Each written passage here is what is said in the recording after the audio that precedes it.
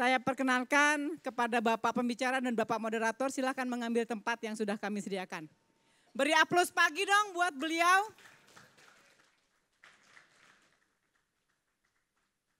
Ini Pak Mulya Harja yang titelnya kepanjangan. Pak moderator pagi ini. Yang baju putih Bapak ganteng ini Bapak Dendi, silakan Bapak. Yang manis ini, wih, Pak Aldison, Bapak Peti. Yang manis di ujung. Yang gagah ini Bapak Roni. Ini paling ditakuti oleh seluruh member APRI. Silakan Bapak.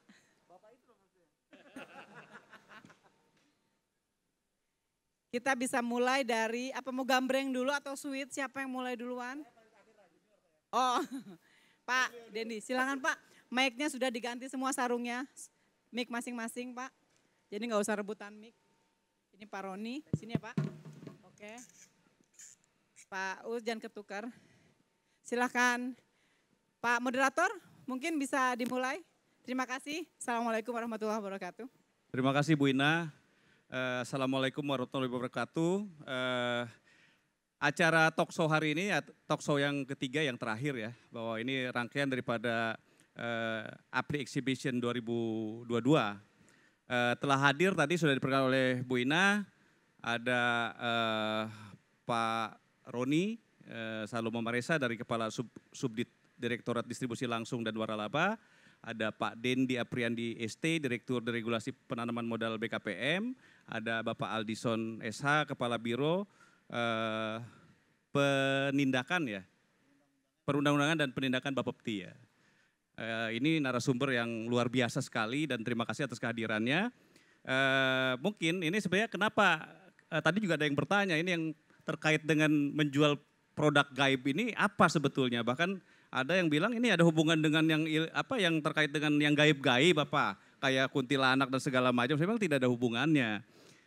Mungkin satu paparan yang pernah saya sampaikan bahwa di dalam undang-undang itu kan termasuk di Undang-Undang 7 dan PP 29 disebutkan yang disebut dengan barang itu adalah setiap benda bergerak, tidak bergerak, berwujud, tidak berwujud. Nah ini esensinya ke situ Pak.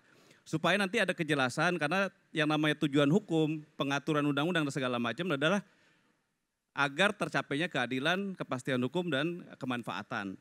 Dan harapannya nanti dari para narasumbernya akan bisa menjelaskan mungkin dari sisi bagaimana awal perizinan di BKPM, bahwa ini terkait dengan jenis usaha yang berbasis risiko, terus kemudian dari pihak Kemendak juga menjelaskan sebetulnya barang apa yang bisa menjadi objek perdagangan. Sebenarnya kalau kita baca 449 tentang buku 2 KUH Perdata, itu jelas bahwa yang namanya basic reh itu, zakan reh itu, hukum kebendaan itu bisa berwujud dan tidak berwujud.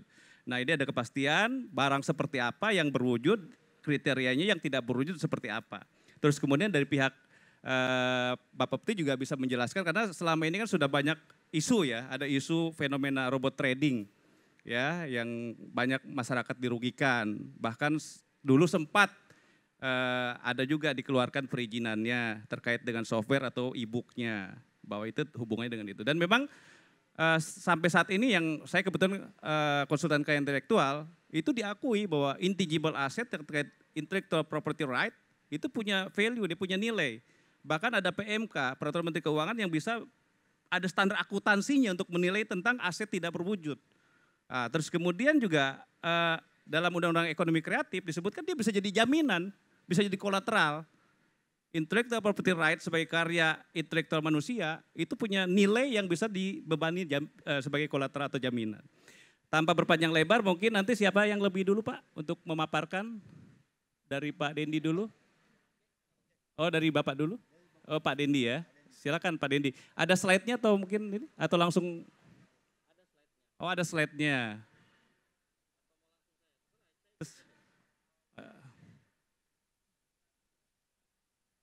Mau pakai slide atau langsung aja Pak? Langsung aja, Roma. Ya, sih.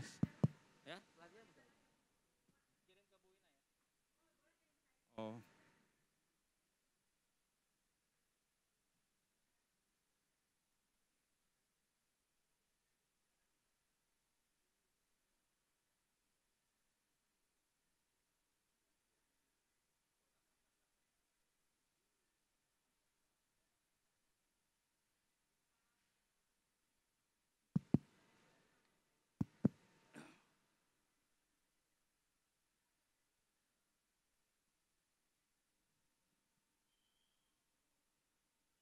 Ya, sambil nunggu bahannya, mungkin saya sedikit mengenalkan diri. Terima kasih Pak Moderator.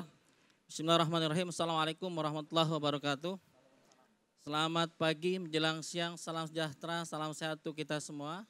Alhamdulillah, puji syukur hadirat Allah Subhanahu wa taala. Saya akhirnya bisa hadir di tempat ini. Setelah kemarin pembukaan nggak bisa hadir Pak Roni gitu ya. Bu Ina, mohon maaf Bapak Ibu sekalian. Jadi untuk memenuhi undangan kami ucapkan terima kasih pada kesempatan kali ini untuk berbagi informasi. Sebetulnya kalau sudah ada Pak Aldison sama Pak Roni udah selesai Pak gitu ya. Kalau saya di ujung gitu ya. Ketika bicara Kementerian Investasi BKPM, perizinan berusaha berbasis resiko itu adalah di ujungnya, eksekusinya, eksekutornya gitu. Nah, jadi nanti ada beberapa informasi yang nanti kami bisa share juga. Jadi ketika kita bicara Bapak Ibu sekalian, biar nanti agak sedikit berbeda, nanti pendalaman untuk dasar hukum dan yang lain-lainnya mungkin ada Pak Aldison dan Pak Roni. Saya berangkat dari perizinan berusaha berbasis resikonya dulu, gitu ya. Ketika teman-teman APLI mengurus itu apa sih bedanya dengan perizinan sebelumnya, seperti itu kan ya Pak. Jadi saat ini sebagai implementasi peraturan pemerintah nomor 5 tahun 2021 tentang penyelenggaraan perizinan berbasis resiko, seluruh bidang usaha yang ada, yang saat ini diatur oleh peraturan BPS nomor 2 tahun 2020, itu sebanyak 1.790 KBLI Pak. Termasuk KBLI APLI ini 47999 gitu ya. Jadi di PP 5 sudah dikelompokkan berdasarkan resikonya baru 1.349 KBLI dari 18 KL 16 sektor. Ya, antara lain satunya adalah sektor perdagangan. Jadi dari 1.349 itu sudah dikelompokkan mana bidang-bidang usaha yang masuk kategorinya resiko tinggi, menengah tinggi, menengah rendah atau rendah. Jadi artinya apa? Sekarang perizinan berusaha itu sudah berbasis resiko Pak. Jadi semua tidak bentuknya izin, tergantung dari tingkatan resikonya. Kalau rendah, kebetulan nomenklatur perizinan berusahanya cukup NIB, nomor induk berusaha. Nah, semakin naik lagi, menengah rendah tidak hanya cukup NIB tapi harus dilengkapi dengan sertifikat standar. Jadi NIB plus sertifikat standar. Kalau menengah tinggi sama NIB plus sertifikat standar, bedanya ada proses verifikasi gitu ya. Ada proses pemenuhan persyaratan, pemenuhan standar. Nah, baru baru resiko tinggi bicara izin Pak. Jadi sekarang tidak semua memerlukan izin dalam artian bentuk nomenklaturnya ya. Ya, hanya untuk tingkat resiko yang resikonya tinggi baru memerlukan izin. Dan itu ada proses pemenuhan persyaratan. Nah, itulah yang dinamakan penyelenggaraan perizinan berusaha berbasis resiko tadi. Nah, ketika kita bicara perizinan berusaha berbasis resiko, sebelumnya itu harus dipenuhi yang namanya persyaratan dasar perizinan berusaha. Setelah PB, setelah perizinan berusaha juga harus dipenuhi dengan perizinan berusaha untuk menunjang kegiatan usaha. PB UMKU yang biasanya kita kenal kalau dulu adalah sebagai izin operasional komersial gitu ya. Kalau persyaratan dasar yang kita kenal kayak dulu zamannya izin lokasi jadi KKPR, izin lingkungan jadi persetujuan lingkungan, IMB izin mendirikan bangunan menjadi persetujuan bangunan gedung, itu masuknya persyaratan dasar. Itu semua sudah terisi, dipenuhi secara sekuensial. Jadi tidak semua lengkap di depan ya. Untuk KKPR itu harus memenuhi tapisan di depan. Jadi kalau sebelum masuk ke perizinan berusaha, Bapak Ibu sekalian itu harus memenuhi persyaratan dasar yang namanya KKPR. Yang dulu kita kenalnya izin lokasi. Nah, izin lokasi ini pertama kali tapisannya. Harus sesuai dulu, makanya namanya KKPR, kesesuaian kegiatan pemanfaatan ruang. Nah, setelah itu baru masuk ke perizinan berusaha yang terintegrasi dengan persetujuan lingkungan. Jadi sudah dikelompokkan berdasarkan Permen LHK nomor 4, KBLI apa saja, resikonya apa saja, tingkatan dokumen lingkungannya itu diperlukan apa? Biasanya walaupun tidak apple to apple demikian, untuk rendah biasanya SPPL. Untuk menengah rendah, menengah tinggi UKL, UPL. Baru tinggi memerlukan AMDAL. Biasanya seperti itu walaupun tidak melulu demikian. Karena apa? Ada beberapa resiko tinggi khususnya apotik. Itu bidang usahanya resikonya tinggi tapi tidak berdampak terhadap lingkungan. Sehingga tidak memerlukan AMDAL. Cukup SPPL ataupun UKL, UPL. Nah artinya itu yang harus dipenuhi dulu. Nah setelah itu baru apabila Bapak Ibu memerlukan membangun konstruksi, bangunan dan sebagainya, baru akan memerlukan pemenuhan persyaratan yang namanya PBG. Tapi kalau nggak perlu ya nggak usah. Intinya itu. Nah terkait dengan ini yang ingin saya sampaikan sebelum kita masuk ke dalam hal yang goib ini gitu ya. Yang tidak nampak gitu ya. Nah saya ingin memastikan.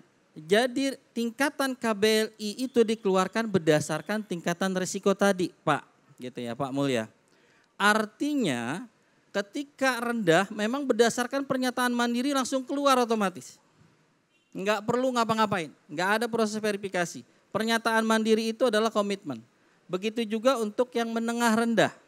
Ya, NIB dan sertifikat standar keluar otomatis juga. Nah, ketika kita bicara MT dan T, nah ini rata-rata ketika kita bicara APLI, nah APLI ini 4799 resikonya tinggi ya Pak Roni ya. Resikonya tinggi. Artinya apa? NIB plus izin. Artinya harus ada pemenuhan persyaratan. Pasti ada proses verifikasi. Pasti ada proses pemenuhan komitmen terhadap persyaratan dan atau kewajiban. Jadi tidak bisa keluar otomatis. Ada proses validasinya. Itulah yang dibilang tadi ketika resikonya tinggi. Jadi izin nanti keluarnya yang dikeluarkan oleh Pak Roni gitu ya. Terus berikutnya itu terkait proses bisnis dari MT dan T. Kenapa saya tampilkan hanya MT dan T?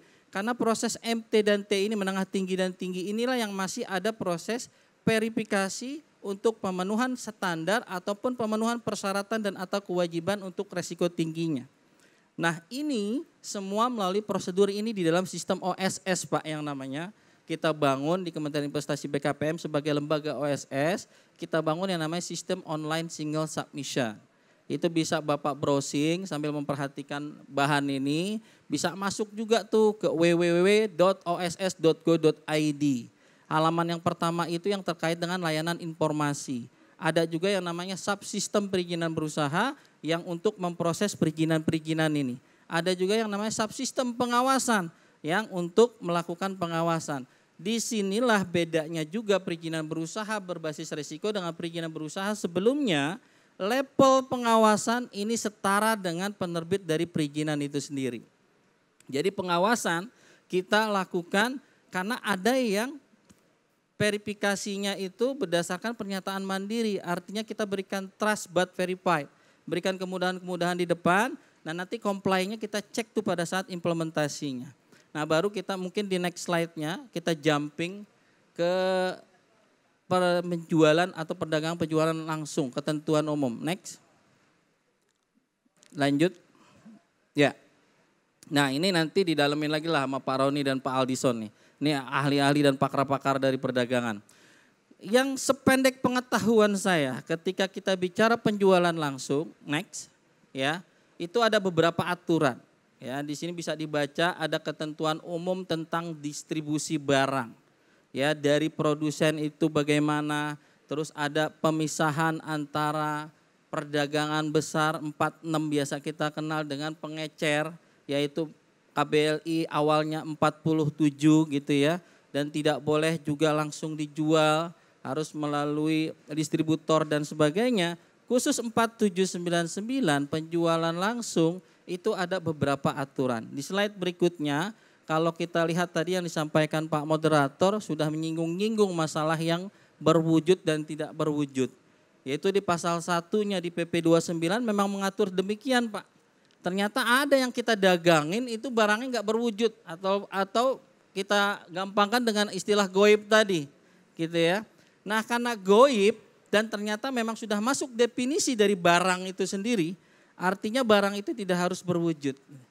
Ya, barang tidak berwujud pun demikian bisa disebut sebagai termasuk kategori komoditi yang diperdagangkan.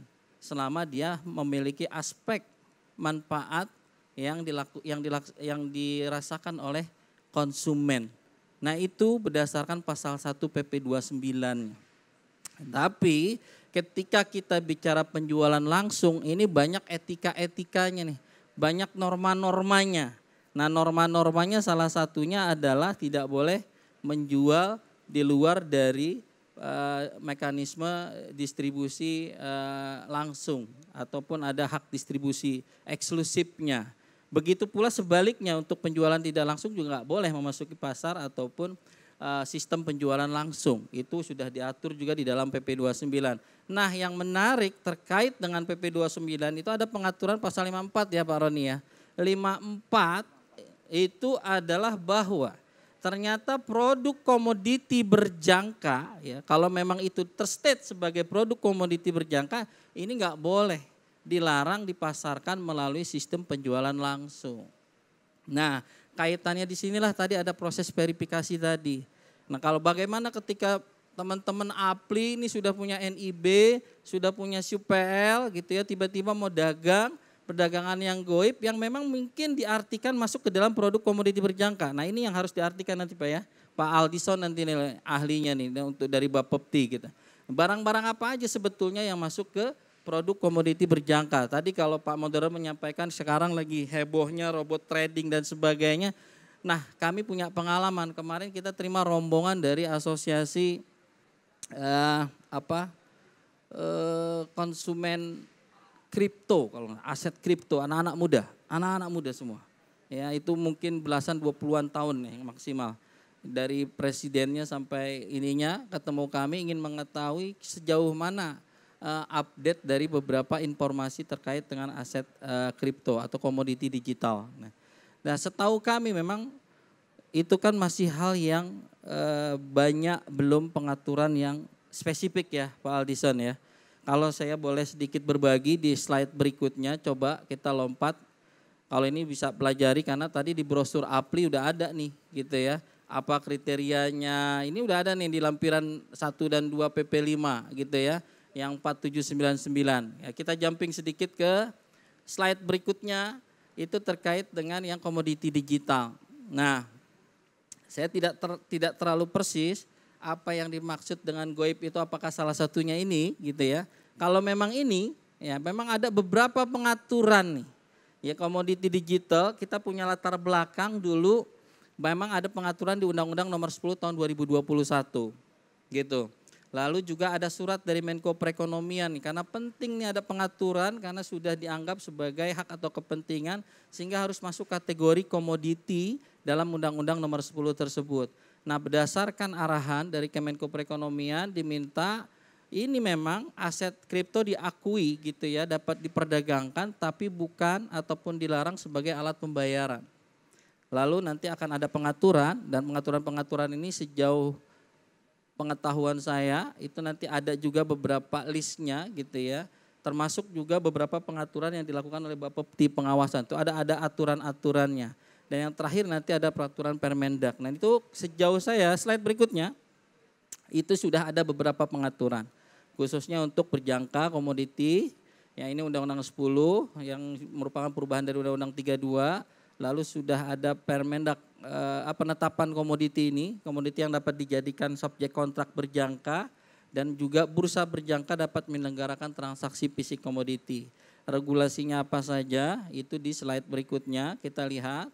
Nah ada peraturan Menteri Perdagangan nomor 99, ada juga peraturan Badan Pengawasan Perdagangan Berjangka Komoditi, ada peraturan Badan Pengawasan Perdagangan Berjangka Komoditi, ini ada beberapa peraturan nih dari era 2019 sampai 2020. Tapi kalau kita lihat Bapak, next slide-nya, karena kaitannya dengan kami nih, kami Intes BKPM, dengan OSS Pak Aldison, kita ada setidaknya 6 KBLI yang terkait dengan perdagangan berjangka yang sudah diatur di dalam lampiran PP 5 dan juga sudah tertanam di dalam OSS. Tapi memang mekanismenya agak beda sedikit dengan Bapepti. Bapepti ini walaupun di Kementerian Perdagangan tapi mempunyai kewenangan khusus Pak. Penandatanganannya langsung oleh Kepala Bapepti yang di situ yang belum bisa dilakukan lewat OSS. Karena OSS itu kan settingannya Menteri Perdagangan gitu. Nah sehingga kita dengan tim teknis dari Bapepti, kita fasilitasi perizinannya itu cukup sampai keluarnya nomor induk berusaha. Lalu perizinannya dikeluarkan dengan sistemnya Bapepti. Nah itu yang saat ini sudah dijalankan. 6 KBLI yang terkait dengan pedagang berjangka, termasuk juga pialangnya, dan 1 yang terkait dengan blockchain itu terkait dengan pemrogramannya, yaitu KBLI yang terakhir.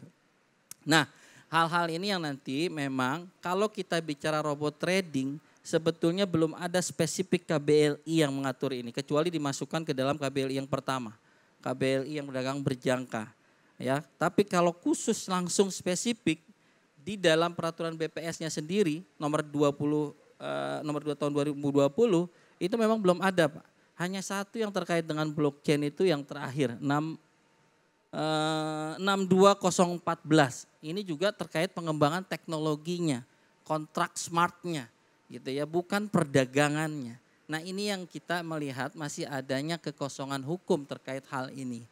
Nah, karena ketika kita bicara barang tidak berwujud banyak, Pak, paten, haki gitu ya, terus digital, produk-produk digital, e-book dan yang lain-lain. Sekarang bahkan sudah ada peraturan Menteri Keuangan yang terkait dengan pengenaan PPN barang tidak berwujud gitu kan Pak Mulya. Ya, nah ini ya hal-hal seperti ini memang perlu kita dalami Bapak Ibu sekalian. Dan pada kesempatan kali ini mungkin porsi kami batasi dari itu dulu gitu ya.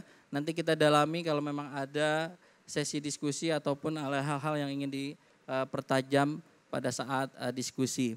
Karena nanti ketika kita bicara legal aspek sektornya, nah ini demand-demandnya nih Pak Aldison dan Pak Roni gitu ya. Mungkin demikian Bapak Ibu yang bisa saya berikan pada kesempatan kali ini. Sekian, terima kasih. Assalamualaikum warahmatullahi wabarakatuh. Waalaikumsalam. Mungkin Pak Dedi minta dijelaskan Pak untuk kemudian bagaimana dari BKM sendiri untuk melihat tingkat resiko itu Pak. Tahapannya kan seperti itu, ada risiko tinggi, menengah dan bawah. Itu sebetulnya parameternya apa Pak? Mungkin bisa dijelaskan Pak. Saya lewat, saya pikir udah paham nih Pak gitu ya. Tapi kalaupun nggak paham memang harus pura-pura nggak paham Pak. Karena kan kita nggak tahu nih audiensnya gitu. Pak, di sistem kita nggak lagi lihat resikonya bagaimana penilaiannya. Kenapa dia tinggi, kenapa dia rendah, kenapa menengah rendah, enggak. Karena memang sudah diputuskan menjadi di dalam lampiran PP5. Dan itu sudah dibahas sebelum terbitnya PP5, masing-masing sektor khususnya perdagangan berdasarkan aspek K3L.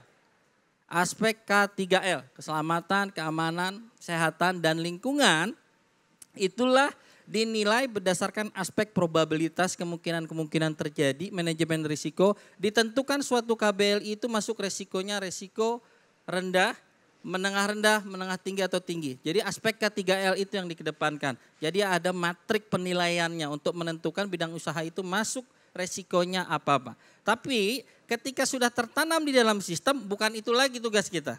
Bukan untuk menentukan apakah ini resikonya tinggi, resikonya rendah, bukan.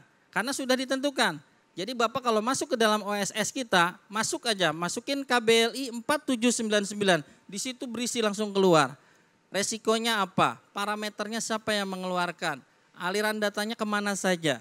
SOP-nya berapa lama? Tingkatan resikonya apa? Apa persyaratan dan kewajiban? Itu keluar semua dan itulah yang nanti akan menjadi produknya yang harus dimiliki oleh pelaku usaha. Demikian Pak. Baik, terima kasih. Mungkin sebelum ke sesi pertanyaan langsung dilanjut dengan Pak Roni mungkin atau mungkin Pak Aldison dulu ya. Silakan Pak Aldison untuk memaparkan materinya. Silakan Pak. Enggak, ini soalnya kan pamungkasnya nanti beliau. Pamungkasnya. Saya kan mau bagian gak enak saya sebetulnya dalam forum seperti ini selalu bagian gak enak ya, tapi oke. Terima kasih Pak Moderator. Assalamualaikum warahmatullahi wabarakatuh. Selamat siang ya, salam sejahtera untuk kita semua. Sebelumnya saya ucapkan terima kasih atas undangan dari Asosiasi Penjualan Langsung Indonesia. Kemudian ini dalam rangka hari jadi ya, Yang ke-38 Ulang tahun juga ya, ulang Hari tahun APRI ya, ya. yang ke-38 ya. Kalau lihat kaosnya, tadi saya perhatikan hari ulang tahun yang ke-38. Mohon izin Pak Dendi dari BKPM, ini rekan saya satu angkatan Pak, Roni Marpaung. Jadi ada keterikatan emosional karena satu angkatan. Tidak boleh saling mendahului. Tidak boleh, ya kan. Jadi gini, Pak, kalau memang menyikapi fenomena ya yang berapa bulan terakhir ini mungkin kita anggap dari Desember kemarin ya sampai sekarang mungkin masih menjadi topik diskusi yang hangat untuk selalu kita bicarakan. Itu adalah soal fenomena yang tadi ya ada robot trading, kemudian ada kripto kan seperti itu ya. Nah, di mana sih perannya Bapepti? Kan itu pertanyaannya. Kok nih Bapepti kok sekarang seolah-olah menjadi institusi atau badan yang kalau kami sih merasanya jadi yang terpojok Pak. Gitu loh. Seolah-olah kenapa nih kok tiba-tiba Bapepti melarang, Bapepti menidakbolehkan padahal izinnya keluar kan begitu. Sebetulnya, nah ini yang perlu diluruskan dulu nih untuk kita semua sama siapapun audiens yang mengikuti diskusi kita siang ini ya. Bahwa tadi Pak Dendi dari BKPM juga tadi saya perhatikan sudah menyebut slide yang saya pikir itulah sebetulnya statement Bapepti Pak gitu loh. Jadi artinya Bapepti sebagai salah satu eselon 1 Pak di Kementerian Perdagangan sebetulnya hanya melaksanakan apa yang sudah diatur sebelumnya oleh peraturan perundang-undangan gitu loh Pak. Nah, bahwa tadi sudah menyebutkan, saya nggak bawa presentasi ya mohon maaf. Saya hanya bawa pasal-pasal dan pasti tidak menarik kalau ditayangkan karena tidak semuanya lawyer atau sarjana hukum audiens kita kan. Nah jadi saya sampaikan saja memang kalau kita melihat pertama kali ya dasarnya itu tentunya dari Undang-Undang Perdagangan Berjangka Komoditi, Undang-Undang 32 tahun 97 sebagaimana telah diubah dengan Undang-Undang 10 tahun 2011. Bahwa saya izin menyampaikan ya ini kata undang-undang nih Bapepti berwenang memberikan izin usaha kepada ada 5 di sini. Yang diatur Undang-Undang Kelembagaan Usaha yang Bapepti memiliki kewenangan untuk memberikan izin usaha. Yang pertama namanya Bursa Berjangka. Itu sekarang ada 2, JFX sama ICDX. Kemudian ada Lembaga Clearing Berjangka, PT KBI. Ada Pialang Berjangka, ini ada perusahaan Pialang Berjangka. Ada Penasehat Berjangka, ada pengelola sentra dana berjangka. Itu semua harus memiliki izin dari Bapepti. Nah lebih lanjut, pasal 49 ayat 1A Undang-Undang Perdagangan Berjangka Komoditi mengatur bahwa intinya adalah setiap kegiatan di bidang perdagangan berjangka komoditi itu harus memiliki izin dari Bapepti. Kalau enggak sanksinya pidana kan kurang lebih begitu. Itu bunyi pasal. Nah sebelum masuk ke teknis MLM-nya tentunya makanya saya minta duluan Pak karena nanti pamungkasnya di beliau gitu loh. Ini perlu yang mau saya garisi adalah kita saya berusaha membangun maksudnya. Berusaha membangun metode komunikasi dengan teman-teman ini supaya kita satu pemahaman dulu gitu loh. Bahwa di mana sih industri PBK ini gitu loh. Nah, seperti itu saya gambarkan. Nah kalau kita lihat atau kita kaitkan dengan peraturan perundang-undangan di bidang penjualan langsung. Tentunya kita mengacu kepada Undang-Undang Perdagangan, Undang-Undang 7 tahun 2014. Di mana ada pasal 9 bahwa pelaku usaha distribusi dilarang menerapkan sistem skema piramida. Kemudian ada pasal 106 yang setiap kegiatan perdagangan itu harus memiliki izin dari menteri. Kalau tidak lagi-lagi diancam sanksi pidana. Nah kaitannya dengan itu semua tentunya tadi Pak Dendi sudah bilang bahwa kita punya nih PP 29 tahun 2021. Khususnya mengacu kepada pasal 51 dan pasal 54. Bahwa pelaku usaha di bidang penjualan langsung dilarang. Nah huruf I, melakukan kegiatan usaha yang terkait dengan penghimpunan dana masyarakat. Huruf M, membentuk jaringan pemasaran dengan menggunakan skema piramida. Huruf O, menjual barang dan atau jasa yang termasuk produk komoditi berjangka sesuai dengan ketentuan peraturan perundang-undangan. Ini juga tentunya kita juntokan dengan pasal 54. Barang yang termasuk komoditi berjangka sesuai dengan ketentuan peraturan perundang-undangan yang tadi dan atau jasa dilarang dipasarkan melalui sistem penjualan langsung. melalui 2 pasal ini ya kita mau menyampaikan bahwa sebetulnya norma hukumnya itu jelas sekali. Ya, kalau tadi kita bicara kembali ke topik diskusi kita barang gaib. Barang gaib itu kita katakanlah yang sekarang banyak beredar itu disebut misalnya e-book, disebut apalah itu ya. Nah, pokoknya nih ya. Nah, kalau udah pokoknya udah susah nih. Tapi pokoknya ini bukan karena Bapepti gitu loh Pak. Sekali lagi saya mau tegaskan, pokoknya ini bukan karena Aldison, bukan karena kata Bapepti, tapi kata PP.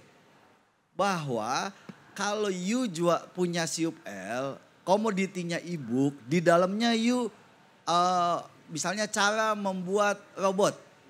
Kemudian item berikutnya adalah algoritma robot. Ketika robot itu dibeli atau di paket penjualannya kemudian diinstal, entah itu melalui HP, entah itu di komputer. Kemudian di situ ada misalnya forex, di situ ada emas digital, di situ ada kripto. Itu udah nggak boleh Pak, gitu loh.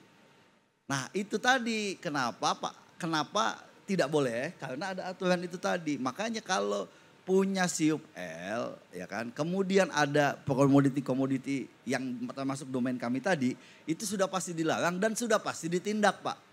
Kan begitu, karena aturan hukum menyediakan begini, ada fakta di lapangan begini, pasti akan menjadi kontradiktif kan. Nah, sebagai pemerintah tentunya harus bertindak kan gitu. Dan toh kalau mau dijadikan contoh misalnya kemarin pada bulan Desember Kementerian Perdagangan ya dalam hal ini Ditjen PDN, kemudian Ditjen PKTN dan Bapepti melakukan sebuah penindakan di salah satu kantor di salah satu kantor perusahaan yang melakukan kegiatan robot trading begitulah ya. Itu kan yang dikedepankan adalah PKTN-nya, bukan Bapepti-nya. Kenapa? Karena berdasarkan hasil kalau kita menyebutnya pengumpulan bahan keterangan ya. Itu diperoleh informasi perusahaan ini melakukan kegiatan-kegiatan MLM yang tidak berizin. Kemudian sudah menggunakan, kita duga ya pada saat itu menggunakan skema Ponzi segala macam. Makanya kita lakukan pemeriksaan. Kan berkedok nih. Nah ini yang menjadi masalah nih. Rata-rata mereka itu berkedok investasi atau trading di bidang perdagangan berjangka. Seolah-olah misalnya gini maksudnya berkedok tuh. Misalnya saya install nih aplikasi dari perusahaan MLM misalnya ya. Ini saya misalnya aja loh misalnya. Kemudian saya sebagai konsumen itu hanya dapat aplikasi. Read only di HP saya. Hari ini seolah-olah local London, grafik pasar sedang naik. Jadi saya untung sekian. Terus grafik lagi turun. Tiba-tiba saya nggak profit atau saya loss. Pertanyaannya apakah grafik itu mencerminkan market yang sebenarnya? Jawabannya tidak. Kenapa tidak? Karena mereka bikin sendiri chartnya Bapak Ibu. Mereka bikin sendiri chartnya. Untuk apa? Untuk mengelabui masyarakat. Itulah yang disebut, yang kami sebut ya, berkedok PBK. Berkedok perdagangan berjangka komoditi. Contoh, ada ya nggak etis lah kalau saya sebut merek ya. Karena semua sedang dalam proses penyidikan di Barreskrim dan perkaranya belum mempunyai kekuatan hukum tetap. Ada salah satu bahkan yang sedang ditangani Barreskrim ini pada suatu hari, saya ingat tanggalnya 7 Maret tuh waktu itu. Dia melakukan yang dalam terminologi industri kami disebut margin call. Nah, padahal pada saat itu market nggak begitu. Tapi dia bisa memargin call, kan membuat situasi margin call sehingga semua membernya itu uangnya habis. Apakah itu industri yang sebenarnya? Apakah itu mencerminkan market yang sebenarnya pada saat itu? Jawabannya tidak. Nah ini loh yang menjadi persoalan bagi kita adalah yang perlu juga Bapepti luruskan. Apakah seperti itu domainnya Bapepti? Pertanyaannya. Kan tidak dong. Orang marketnya nggak terjadi kok. Kalau cuma grafik-grafik begini kan bisa dibikin kapan naik kapan turun. Sorry ya. Bisa dibikin kan zaman kecanggihan teknologi sekarang. Nah, apakah seperti itu kita biarkan gitu loh. Saya bicaranya Kementerian Perdagangan secara keseluruhan ya, tidak hanya Bapepti. Kenapa Bapepti tidak menangani kasus itu? Karena setelah dilakukan penelusuran, investigasi berdasarkan data, bukti, fakta yang ada, mereka tidak melakukan kegiatan di bidang perdagangan berjangka. Itu hanya skema Ponzi untuk merekrut uang orang sebanyak-banyaknya. Suatu saat pasti akan scam, pasti. Suatu saat ketika tidak ada member baru pasti akan kolaps dengan sendirinya. Kan bukankah seperti itu sudah bukan pertama kali terjadi di Republik ini, kan begitu Pak?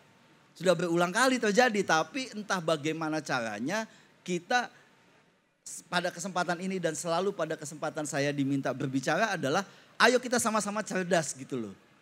Ayo kita sama-sama cerdas berinvestasi uang kita di mana nih.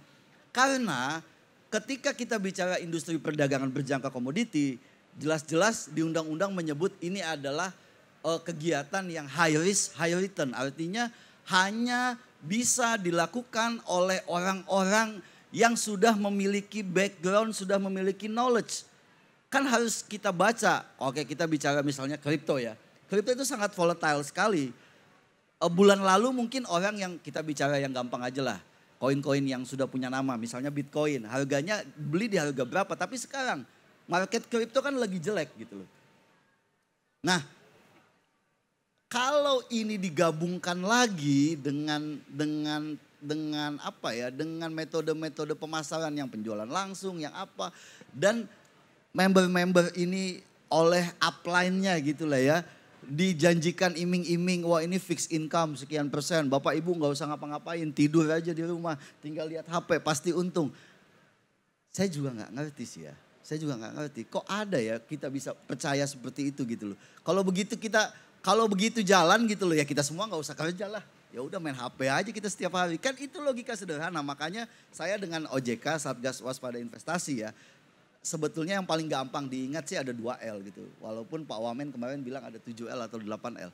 Yang penting dia legal. Nah, legal tuh maksudnya begini, sebelum kita melakukan investasi, sebelum kita melakukan trading gitu ya, kita harus cek dulu di www.bapepti.go.id apakah perusahaan atau entitas yang menawarkan kepada kita itu memiliki izin atau tidak di Bapepti. Satu, secara legal. Kedua, logis. Nah, logis itu maksudnya begini, ketika mengiming-imingi misalnya fixed income sekian, bapak ibu nggak usah ngapa-ngapain, cukup tidur-tiduran aja, akan dapat bonus, akan dapat, ya saya rasa itu nggak masuk akal ya. Nah kita harus lebih waspada terhadap hal-hal seperti itu gitu. Begitu. Nah kembali kepada topik diskusi kita siang ini yang mau saya sampaikan adalah sebetulnya yang menjadi concern kalau boleh bicara Bapepti gitu ya. Pokoknya kita mengacu kepada PP aja gitu loh. PP sudah jelas aturannya seperti apa, itu tidak multitafsir, itu tinggal kita laksanakan. Pokoknya kalau Anda memiliki izin MLM, Anda tidak boleh berkegiatan di bidang perdagangan berjangka komoditi. Apa itu kegiatan perdagangan berjangka komoditi? Ya tadi forex, sistem perdagangan alternatif, kripto, emas digital, nggak boleh. Udah selesai cerita Pak. Sesederhana itu sebetulnya sih. Demikian Pak, mungkin nanti kita bisa elaborasi lebih lanjut di diskusi. Demikian Pak moderator, terima kasih. Assalamualaikum warahmatullahi wabarakatuh. Ya, mungkin ada dari saya Pak, mungkin ke Pak Aldison ya. Sebetulnya kan kalau kita melihat era digitalisasi ya sekarang ini ya, termasuk digitalisasi ekonomi ya. Sekarang ini sudah revolusi industri 5.0 atau community 5.0 yang kemudian berasal dari Jepang ya. Sekarang sudah mulai ke sana, bukan lagi 4.0.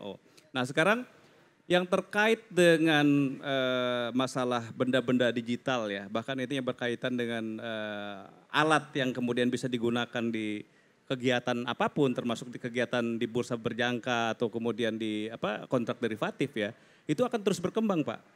Nah sekarang ini kan antara kalau kita bicara isu robot trading kan yang jadi masalah karena ada orang yang menggunakan sistem otomatisasi itu untuk menipu. Yang salah sebetulnya bukan robotnya sebetulnya. Memang alat itu digunakan sebagai kamuflase untuk nipu orang.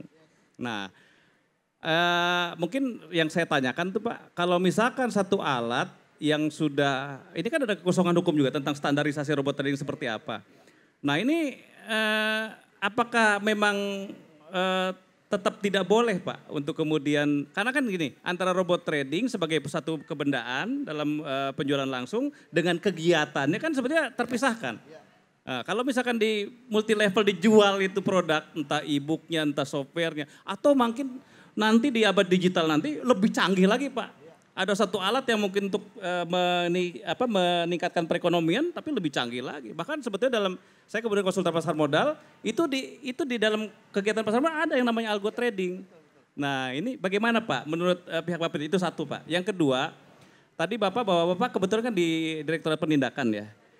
Kalau misalkan orang melakukan satu kegiatan yang berhubungan dengan aktivitas atau berhubungan dengan bursa berjangka ya, atau kemudian aktivitas derivatif.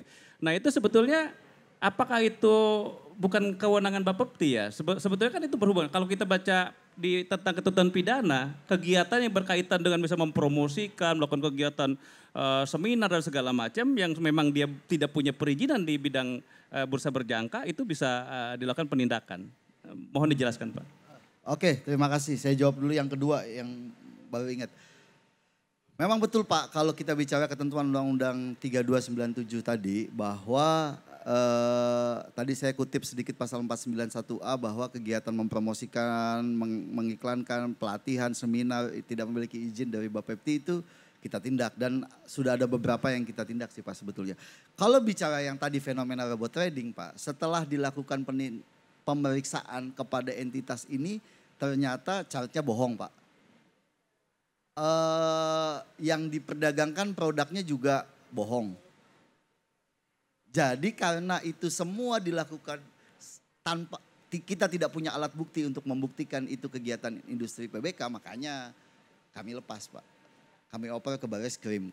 Kenapa? Karena Bareskrim sebagai penyidik umum tentunya bisa lebih luas. Penyidik umum bisa masuk ke TPPU, saya nggak bisa kan, artinya saya bisa sih, PPNS bisa. Bisa masuk ke ITE, ya lebih luas memeriksanya gitu loh Pak. Karena di Bapepti kami nggak menemukan dugaan pelanggaran kami Pak. Itu semua scam aja, itu semua hanya kedok. Jadi kedok yang dilakukan oleh para penjahat lah ya nyebutnya. Oleh para penjahat itu untuk menarik hati masyarakat, untuk mengiming-imingi masyarakat berkedok. PBK gitu loh Pak. Itu yang kedua jawabannya. Yang pertama tadi terkait apa Pak? Yang pertama Pak? Sudah dijawab ya? Iya saya pikir itu ya Pak ya. Jadi kalau yang kemarin itu kita sudah lakukan pemeriksaan dan ternyata mereka itu hanya berkedok perdagangan berjangka. Jadi tidak real aktivitas tradingnya itu terjadi di bursa, terjadi oleh ya soal katanya sih pialang luar atau apalah, tapi ternyata alat bukti kami tidak cukup untuk menjerat mereka dengan ketentuan undang-undang perdagangan berjangka komoditi. Demikian Pak. Terima kasih Pak. Mungkin dilanjutkan dengan Pak Roni ya. Silakan Pak untuk memaparkan materinya Pak.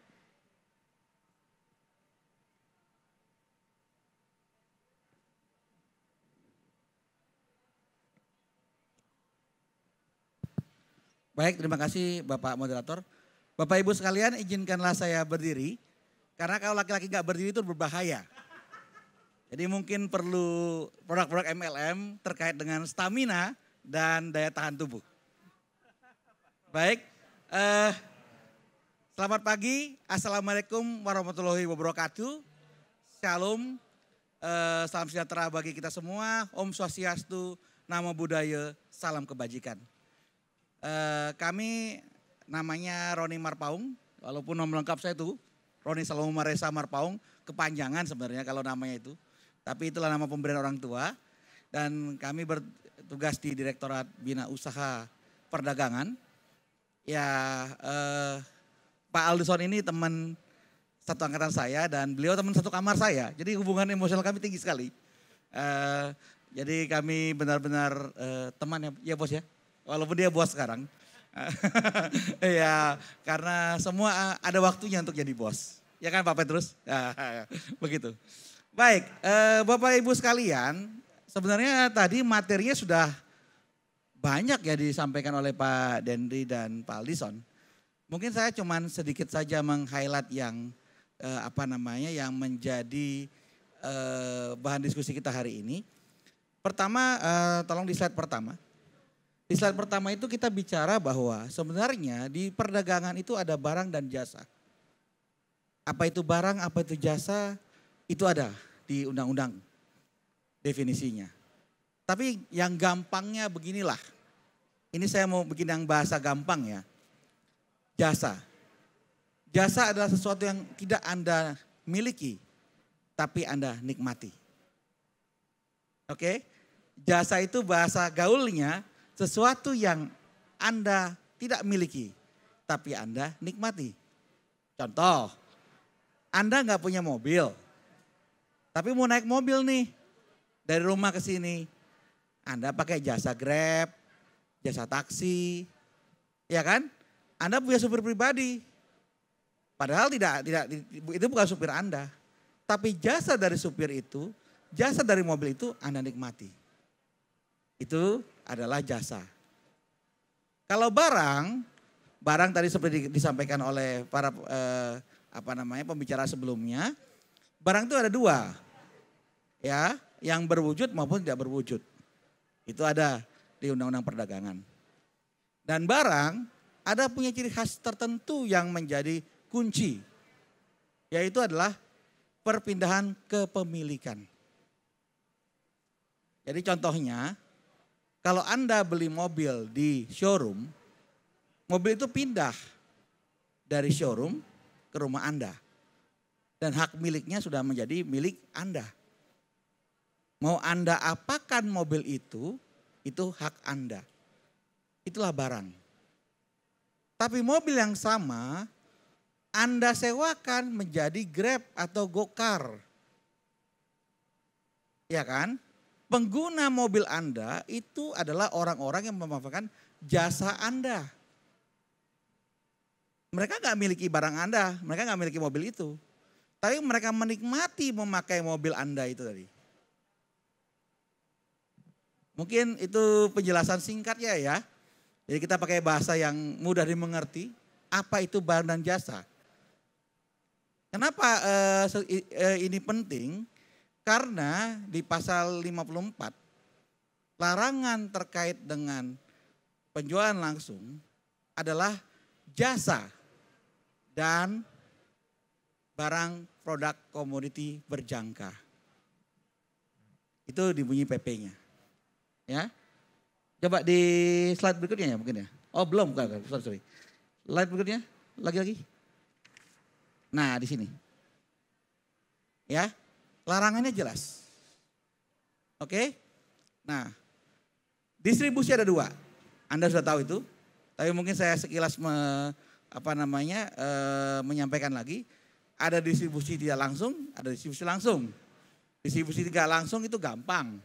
Ya seperti inilah toko-toko ini. Itu distribusi tidak langsung.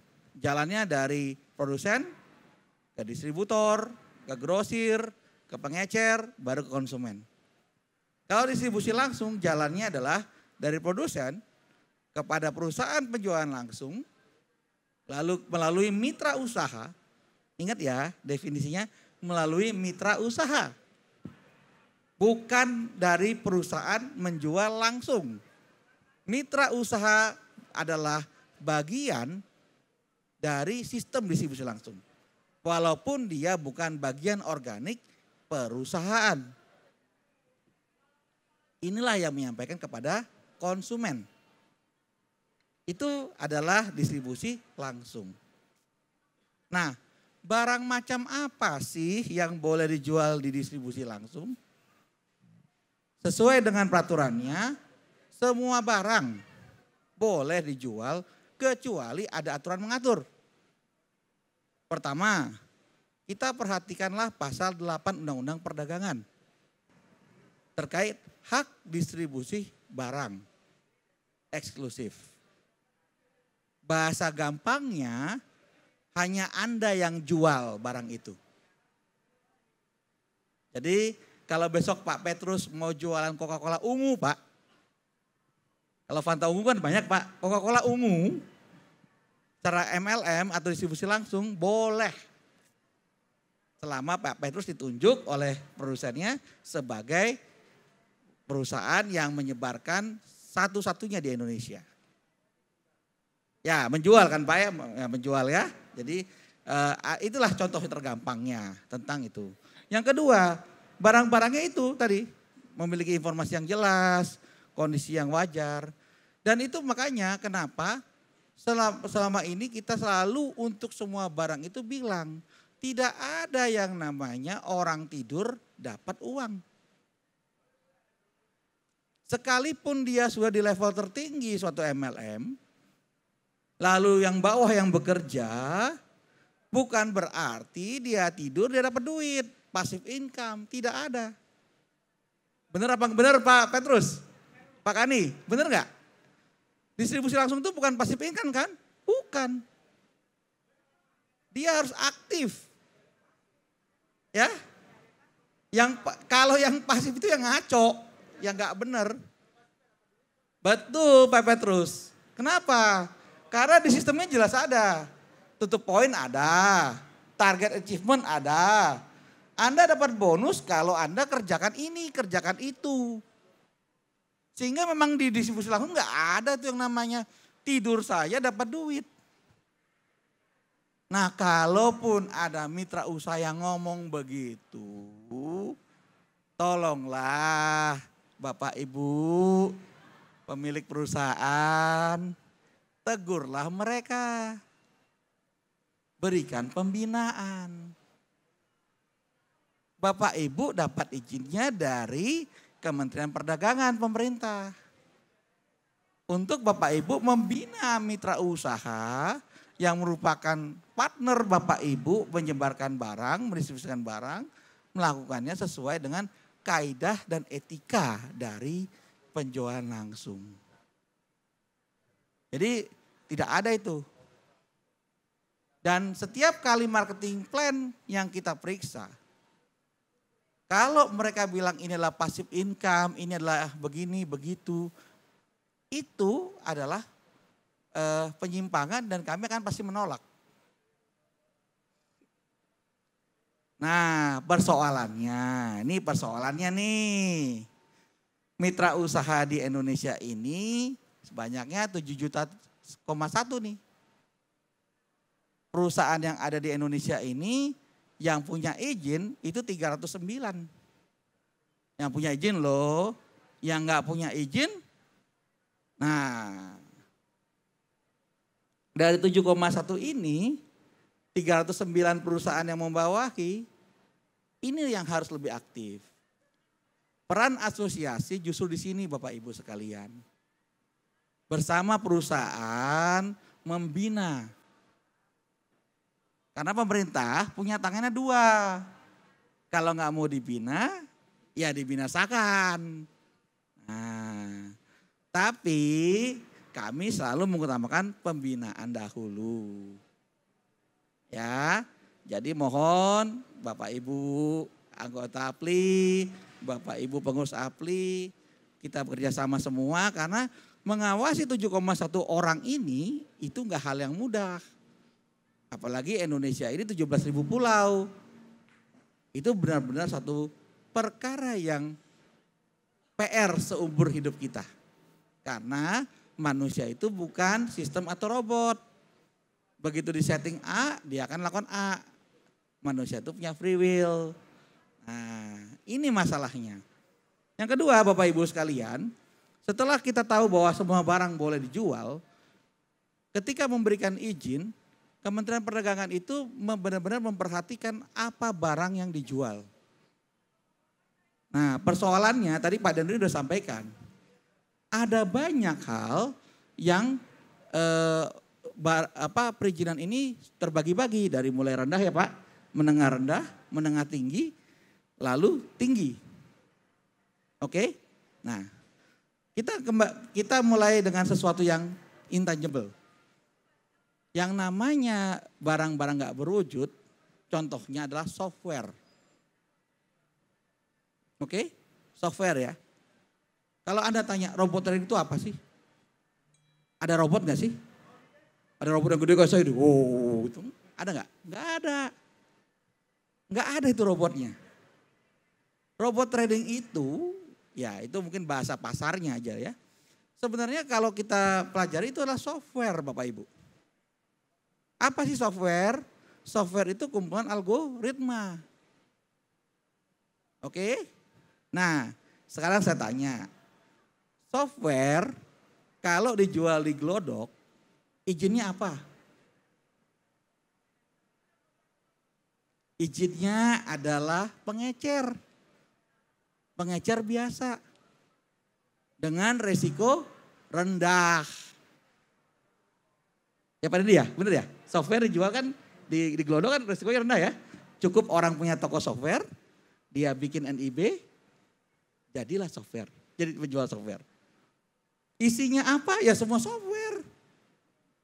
Ada software akuntansi, ada software game, ada AutoCAD, ada bajakan, ada DVD, macam-macam.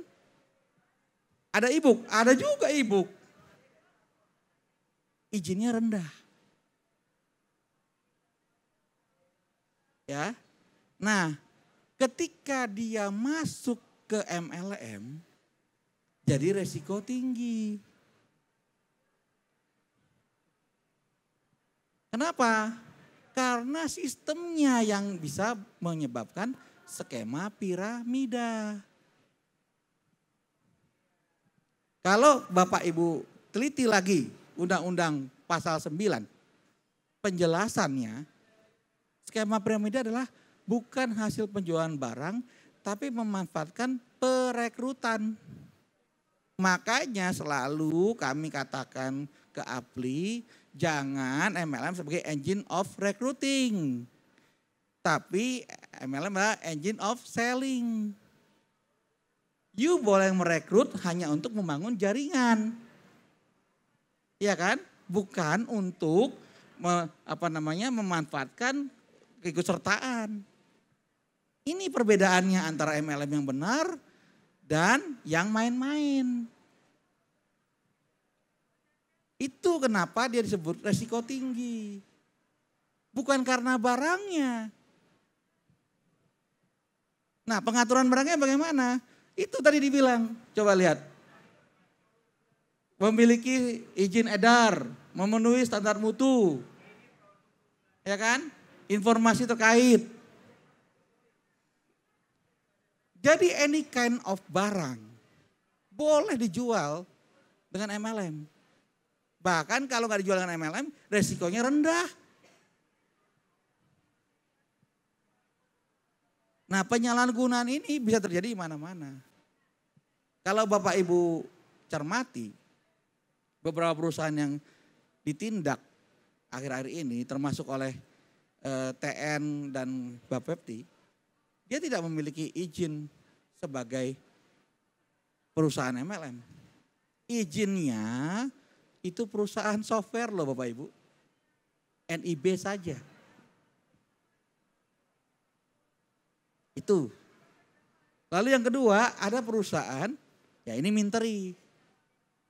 Dia izinnya softwarenya software kasir. Yang dijual software robot trading. Memang ini koreksi besar untuk pemerintah di sisi pengawasan. Ya Pak Dendi ya mungkin ya. Karena kita sekarang ini masafnya permudah perizinan, perketat pengawasan. Ini masafnya. Tapi saya harus akui, saat ini kita berubah bertransformasi. Seharusnya Direktorat Bina Usaha itu kecil. Ya, karena dia ngurusinnya yaitu pembinaan dan izin. Yang besar itu pengawasan. Karena begitu ribuan izin terbit satu hari, bingung nih pengawas. Yang mana mau saya awasi duluan? Yang mana mau saya verifikasi duluan?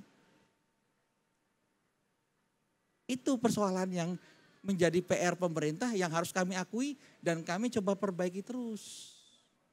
Bukan menyerah, tidak Pak Us ya. Pemerintah nggak menyerah. Kalau saya ngomong apa yang menjadi concern pemerintah hari ini, itu bukan sebagai bela diri, bukan. Tapi inilah kenyataan yang ada dan kami sedang bertransformasi ke sana. Ya, jadi Bapak Ibu sekalian, kami juga perlu bantuan Bapak Ibu sekalian untuk dapat kita bersama-sama membentuk sistem sosial di mana kita jadi bangsa yang dewasa. Ketika ada orang yang melanggar, mari kita buat budaya malu. Malu melanggar aturan. Bukan bangga melanggar aturan. Itu dia. Nah, untuk robot trading itu juga ada 2 kegiatan. Pertama, pendistribusian barangnya, baik langsung maupun nggak langsung. Dan ada pemanfaatan barang tersebut dalam sistem komoditi berjangka. Nah, kewenangan dari Direktorat Bina Usaha dan Direktorat Jenderal Perdagangan Dalam Negeri adalah pengaturan barangnya. Cara pendistribusian barangnya. Tapi pemanfaatan barangnya itu mungkin yang Pak Us bilang tadi. Ada yang perlu dirapikan oleh pemerintah. Dan memang saat ini pemerintah lagi kerja keras ya Pak Alison ya. Lagi kerja keras untuk memperbaiki lubang itu. Ya kita harapkan dalam waktu yang sangat dekat ini akan ada beberapa regulasi yang bisa mengatur itu. Sehingga apa? Kepastian berusaha itu terjadi. Apakah yang seperti mana yang salah? Kan kita nggak bisa bilang, kita tulis ini robot benar. Enggak masuk akal. Tapi apa standar robot benar? Nah ini yang lagi dipersiapkan. Ini lagi diatur. Kalaupun Bapak Ibu tanya, berapa yang punya izin sih? Ya, yang punya izin itu cuma 6 Bapak Ibu. Baru 6 yang dikeluarkan oleh Direktorat Bina Usaha untuk robot. Dan mengeluarkannya, boleh tanya nih sama Bapak Ibu di depan kita ini. Beliau ikut memverifikasi, memastikan ini enggak jasa. Nah, masalahnya ketika dia lompat pagar ya kita juga bingung ya. Itu yang perlu kita cari triknya nih sekarang. Kalau dia lompat pagar ya ini, ikut ini. Karena bukan kami enggak berani tanggung resiko, kami objektif. Bukan kata binus. Ya kan? Bukan kata penafsir peraturan perundang-undangan, bukan. Tapi kata industri juga diikut sertakan. Dan dari 6 ini, saat ini kami tidak mengeluarkan izin lagi yang baru. Sampai saya diprotes semua orang. Saya sampaikan, mohon maaf.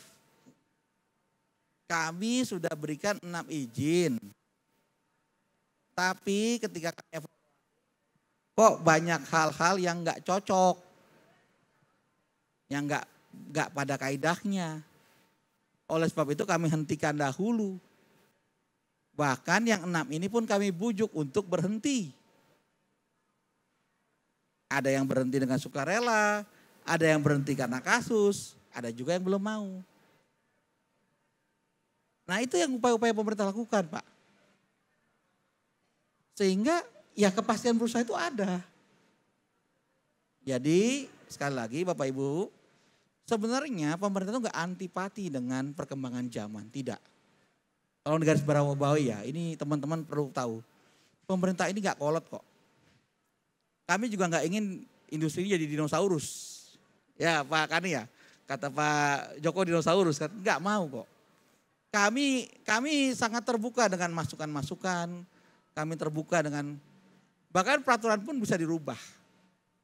Walaupun ada kaidahnya. PP 29 itu memang ada hal-hal yang perlu disempurnakan. Dan peraturan pelaksananya mungkin perlu ada dikeluarkan. Untuk membantu semua pihak. Tidak salah tafsir, tidak menafsir masing-masing, dan tidak melakukan tindakan-tindakan yang minteri. Itu kan Pak ya? Nah, karena di hukum ini ada yang tersirat dan tersurat. Nah begitu tersirat, ini nih yang dipinteri orang nih, yang tersirat ini. Nah ini ya ini Pak Us lebih pinter nih sama Ibu nih, Ibu Ina ini. Nah Ini masalah ini. Kalau tiap hari kita cuman sibuk dengan tersirat-tersirat, pusing kepala. Lebih enak tegas-tegas aja. Barangkali seperti itu dahulu penjelasan saya, pembahasan saya. Terima kasih untuk perhatian Bapak Ibu sekalian. Selamat pagi, tetap semangat kita semua. Ya. Kalau dari saya Pak, ada yang mungkin perlu dijelaskan oleh Bapak. Kalau kita bicara 499 KUH Perdata kan sebenarnya sudah diatur di Undang-Undang 7 sama di PP 29 tentang apa yang disebut barang ya. Itu kan di 449 jelas kalau yang namanya hukum benda itu bisa hak, bisa juga barang. Saya punya satu analogi. Jadi kalau misalkan itu barang dan hak, berarti kan barang ini kan hubungannya ke bendaan yang tangible, intangible. Kalau hak berarti kan hubungannya dengan jasa Pak. Ya bisa ditafsirkan begitulah. Nah di Undang-Undang 7 dan PP 29 itu membagi distribusi langsung dan tidak langsung. Yang distribusi langsung itu ada kriteria melalui distribusi eksklusif, sedangkan yang ini melalui rantai distribusi yang sifatnya umum. Bahkan dimungkinkan dengan sarana lain, yaitu e-commerce dan segala macam waralaba ya. Nah, kenapa di dalam rasio legisnya Pak ya, kenapa di direct selling itu tidak boleh jasa untuk kemudian menjadi objek yang diperdagangkan melalui jaringan Pak, itu satu. Terus yang kedua terkait dengan, kalau saya baca dari norma undang-undang ya Pak, Undang-Undang nomor 7 itu dari mengingat menimbang bahkan dalam penjelasannya bahwa itu punya asas ultimum remedium. Makanya ada 166, 167. 166 berkaitan dengan administrasi, dari peringatan sampai kepada pencabutan izin, baru potensi pidana akan terjadi di 167 dengan ketentuan undang-undang lain. Nah, cuma dalam praktek nih banyak Pak yang nggak punya izin sedikit aja langsung digerebek gitu loh. Mohon penjelasan Bapak, silakan Pak. Iya, Bapak Ibu sekalian, kalau tidak punya izin langsung digerebek, ya itu sebenarnya tadi Pak Dedi udah bilang. Pemerintah ini sekarang kan asasnya kan mempermudah perizinan. Kan Anda tahu harusnya bikin izin dulu. Pertama minimal Anda punya NIB dulu toh. Kalau Anda ikuti dengan NIB itu, langsung dibilang kok di situ, di sistem itu. Kalau Bapak coba ya, nanti Bapak contoh bikinlah satu perusahaan.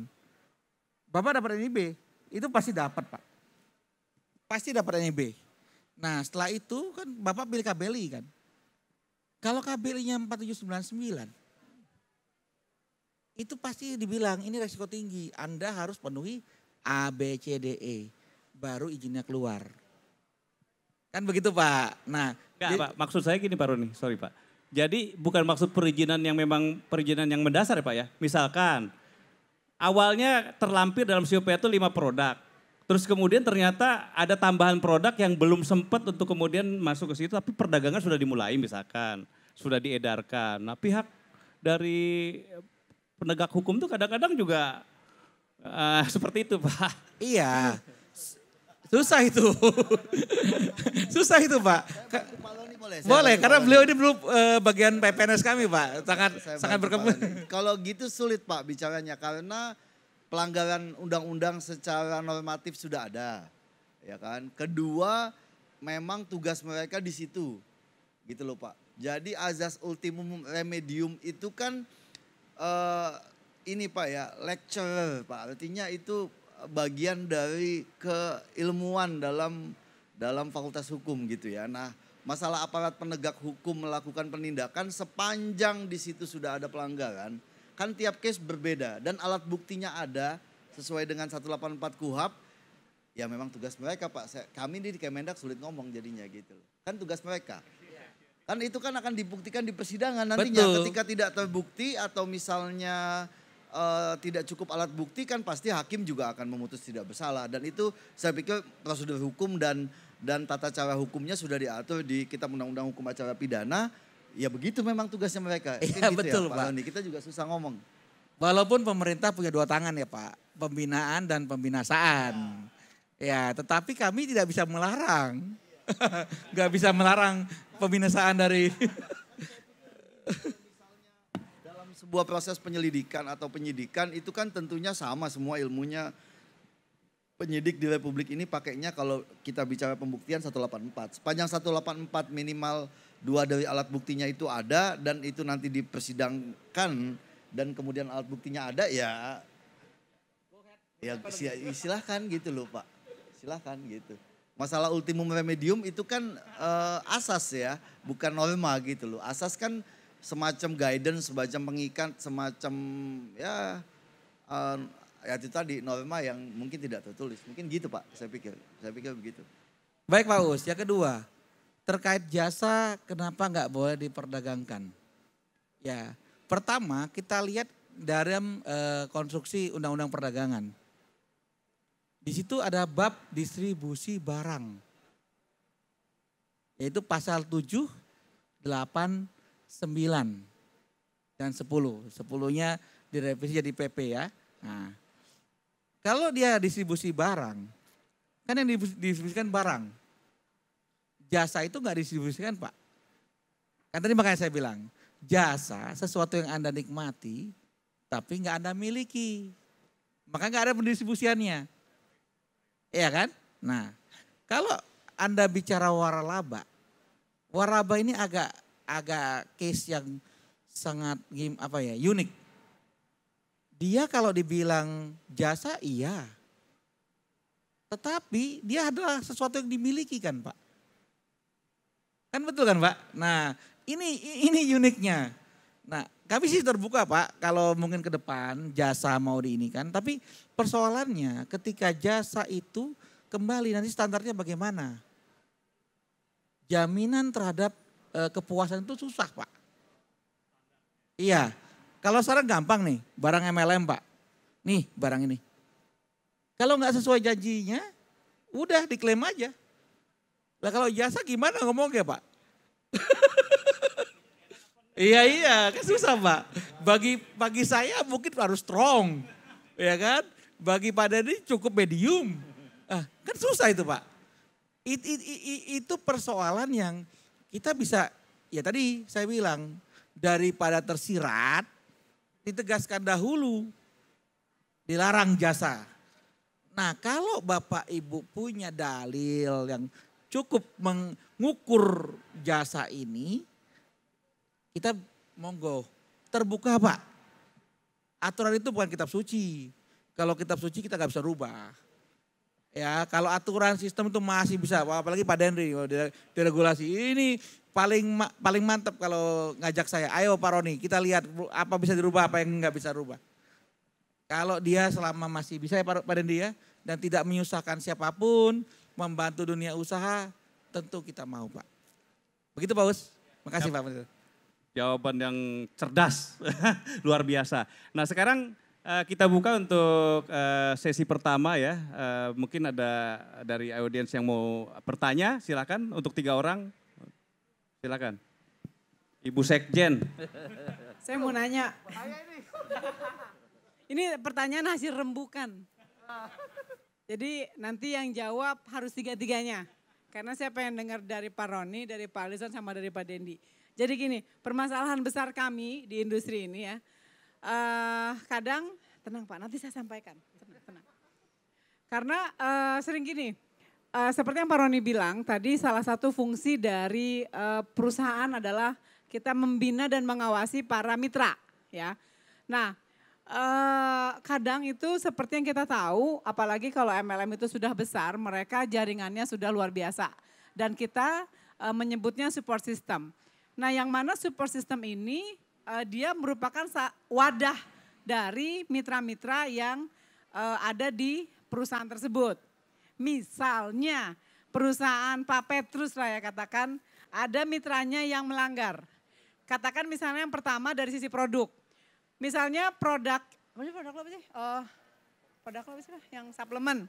Produk suplemen itu yang punya Pak Petrus diklaim katakan bisa membantu lelaki menjadi lebih muda. Ya kan? Akhirnya ditegur sama Badan POM karena overclaim. Kemudian yang kedua, contoh kasusnya adalah si mitra usaha ini dia melakukan recruiting. Artinya mengedepankan recruiting daripada menjual produk. Sehingga Pak Roni pasti tahulah kasus yang rame kan, menimbulkan sanksi pidana dari perekrutan itu. Yang ingin menjadi pertanyaan kami semua adalah apakah ulah si mitra usaha, ulah si member ini ya bisa dari sisi administrasi ya, pelanggaran dulu. Apa yang akan dikenakan terhadap si perusahaan yang pertama. Kemudian dari sisi pidananya mungkin Pak Aldison, Pak Prof. Uus bisa menjelaskan dari, lah ya kan sekalian gitu kan. Jadi dari sisi pidananya, dari sisi pidananya, dari sisi pidananya ini menjadi tanggung jawab hukum siapa? Ya Pak, saya ulangi, saya garis bawahi pertanyaan kami. Sanksi administrasi ini jelas pelanggaran yang dilakukan oleh mitra. Tapi yang sering dipanggil oleh teman-teman Kemendak adalah perusahaan. Ya, kami ditekankan untuk membina mitra usaha kami atau membinasakan mitra usaha kami. Nah dari sisi pidana juga kadang kan Pak Roni juga sering jadi saksi ahli kan. Suka dikaitkan ini sebenarnya ulah support system, ulah mitra. Tapi perusahaan sering. Itu sebenarnya penyelesaian dan solusi terbaik dari teman-teman BINUS apa sih Pak? Itu aja Pak, terima kasih. Mau ditampung dulu atau bagaimana? Langsung jawab ya. Jangan lupa. Langsung jawab ya. Kalau nggak dijawab marah dia nanti. Ibu Sekjen sebenarnya udah tahu jawabannya Pak Us. Udah tahu jawabannya. Sekarang saya tanya. Ini saya tanya balik nih Bu Sekjen. Mitra itu punya kontrak nggak sama perusahaan? Kontrak langsung tidak ada, tapi indirect ada. Ada Bu kontrak Bu. Karena nggak semua mitra itu merasa terikat. Bagaimana cara bergabung? Ya tanda Coba tangan saya form. tanya. Tanda tangan form kan. Ya. Sebelum tanda tangan form ngapain? Baca kode etik kan Bu? Baca. Ya baca marketing plan kan Bu? Baca. Ya. Bisa ngeles pokoknya kita salah. Artinya kan sudah jelas itu Bu. Terikat. Iya terikat Oke. Bu. Ya mungkin Pak Us nanti yang terangkan ya Bu ya secara hukum ya. Saya cuma pakai bahasa orang biasa lah ini. Kan terikat kan Bu. Ya. Ya artinya sudah jelas Bu. Jadi perusahaan juga bisa disalahin ya. Loh, iya. Denger perusahaan tuh. Nih. Mr. Andreas dengerin. Ya apa yang dibuat oleh mitra perusahaan menikmati loh Bu. Iya. Nikmati kan. Udah mati kutu Sekarang kita. gini, nih mitra jual barang nih, overclaim. Dia dapat barangnya dari mana? Dari perusahaan kan? Ya berarti kan perusahaan mendapatkan keuntungan dari penjualan barang ke mitra. Betul? Betul Betul, apa Pak. enggak? Kenapa saling melima? Ya udah, Ibu udah tahu jawabannya kan? Pidananya apapun Ibu juga tahu jawabannya. Oke Bu. Siap Pak, terima kasih. Jadi siap-siap kena. Monggo Pak Moderator saya kembalikan. Jadi prinsipnya sebetulnya yang namanya penjualan langsung menurut Undang-Undang dan PP 29 kan jelas PP 29 menyebutkan, saya lupa pasalnya bahwa yang namanya itu hubungan antara perusahaan penjual langsung dan penjual langsung harus terikat oleh perjanjian. Harus ada perjanjiannya yang berhubungan dengan kepemilikan merek dagang atau perjanjian merek dagang. Tapi memang nanti ada kontrak antara penjual langsung dan perusahaan penjual langsung. Nah sifat perjanjian ini kalau kita bicara konsep hukum pidana kan sebetulnya perlu pembuktian nantinya. Karena pertanggungjawaban pidana beda dengan pertanggungjawaban perdata. Tapi prinsip melawan hukum secara perdata jelas. Ada yang namanya vicarious liability, ada doktrin-doktrin lah ya. Artinya bahwa mereka punya hubungan hukum. Ya, punya hubungan hukum artinya perbuatan yang dilakukan itu bukan berarti perusahaan itu lepas tanggung jawab, itu akan terjadi keterlibatan. Tapi kalau pidana itu nanti harus dilihat tentang apakah dia ada ikut serta atau tidak, itu nanti pembuktiannya. Izin Pak Moderator, itulah kenapa selalu Direktorat Bina Usaha meminta ketika Anda menegur mitra usaha, tembuskan ke kami. Teguran tertulis ya Pak ya? Loh, enggak. Ya teguran tertulis lah Bu. Kan Ibu punya kode etik. Ketika seseorang melanggar kode etik, apa yang harus dilakukan perusahaan? Kalau terjadi pembiaran, bahaya Bu. Ibu tahu lah itu artinya kan. Nah, Tahu kan, tapi Pak? kalau Ibu udah tegur, udah terminate, dia masih melakukan itu, ya sudah bukan tanggung jawab Ibu lagi. Ya kan tadi saya bilang manusia punya free will, bandel. Orang udah dikasih tahu nggak mau, kan gitu. jangan langgar lampu merah, tetap aja langgar. Ya ditilang lah. Kan begitu ya Pak ya? Itu. Walaupun itu Pak, si support system ini dia beda badan hukum ya?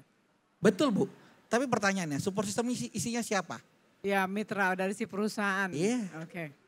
Baik, ini saya garis bawahi. Selama mitra perusahaan, dia Tenang, terikat Pak. sama kode etiknya Pak. Tenang, tenang. Ibu. Ini dia mau nanya juga Pak. Ya monggo aja. Oke, satu lagi Pak saya Pak. Baru mikir saya kasih Pak Petrus. Oke. Bang Aldison. Terkait fenomena robot trading nih Pak. Abang kan dari sisi penindakan gitu ya.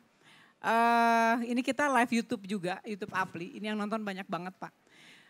Jadi biar teman-teman juga yang nonton juga tahu ya.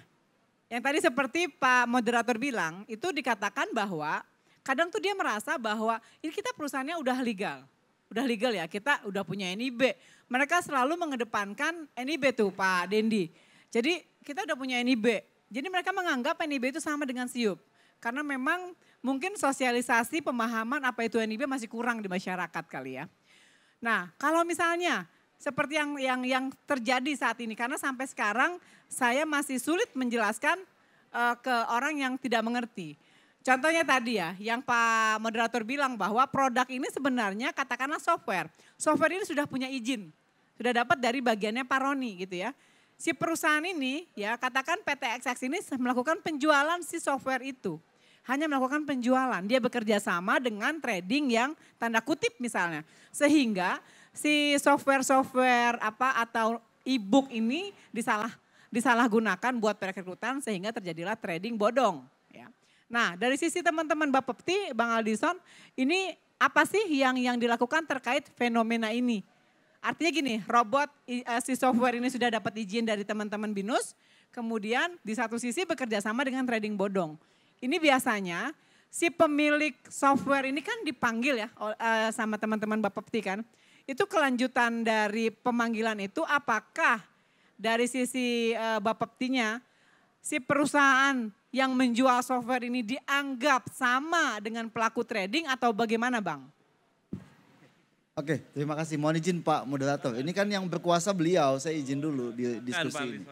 Jadi begini, pertama Bu Ina, kalau kita bicara, makanya tadi itu sebetulnya kita mesti memisahkan dulu ya, mana sih entitas, maksudnya kegiatan robot trading itu seperti apa, kemudian kegiatan perdagangan berjangka sendiri seperti apa, kemudian kegiatan MLM seperti apa gitu loh. Nah ini kan yang menjadi rancu sekarang ini adalah semua menjadi campur aduk gitu loh. Oke, saya mau coba secara singkat ya, walaupun ini butuh waktu khusus sih sebetulnya kalau kita mau membedah ini secara lebih detail, secara lebih teknis. Bapepti yang mana itu butuh effort luar biasa buat kita. Tapi sederhananya gini, saya mau bicara dulu agak teknis nih ya. Jadi kalau kita bicara perdagangan forex ya, ada tuh engine yang disebut MetaTrader. MetaTrader itu yang digunakan oleh para pialang dalam melakukan kegiatan perdagangan mereka. MetaTrader 4, MetaTrader 5 itu sudah ada, jadi sebetulnya itu kan algoritma ya.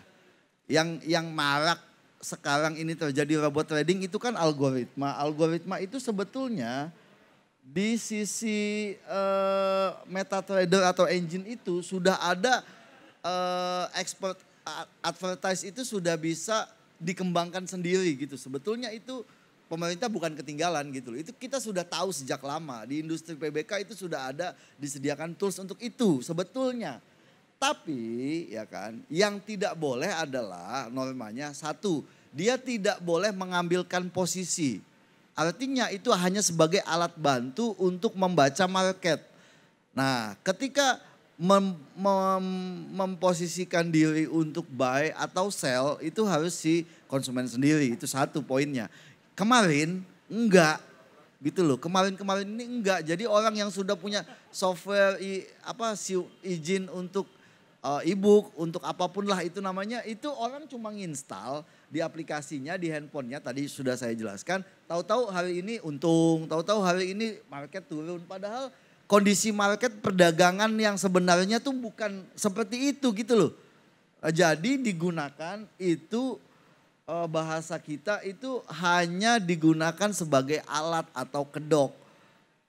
Padahal sebetulnya yang mereka lakukan adalah menghimpun dana masyarakat, kemudian melalui paket-paket investasi, dan itu pun berdasarkan statement kemarin ada salah satu pelaku di kegiatan ini yang sudah membuat statement di media, sudah ngaku bahwa ini sebetulnya MLM, gak ada tradingnya gitu loh. Nah, jadi dari beberapa yang kita periksa itu, Bapepti menemukan fakta bahwa mereka nggak ada industrinya kok di kita.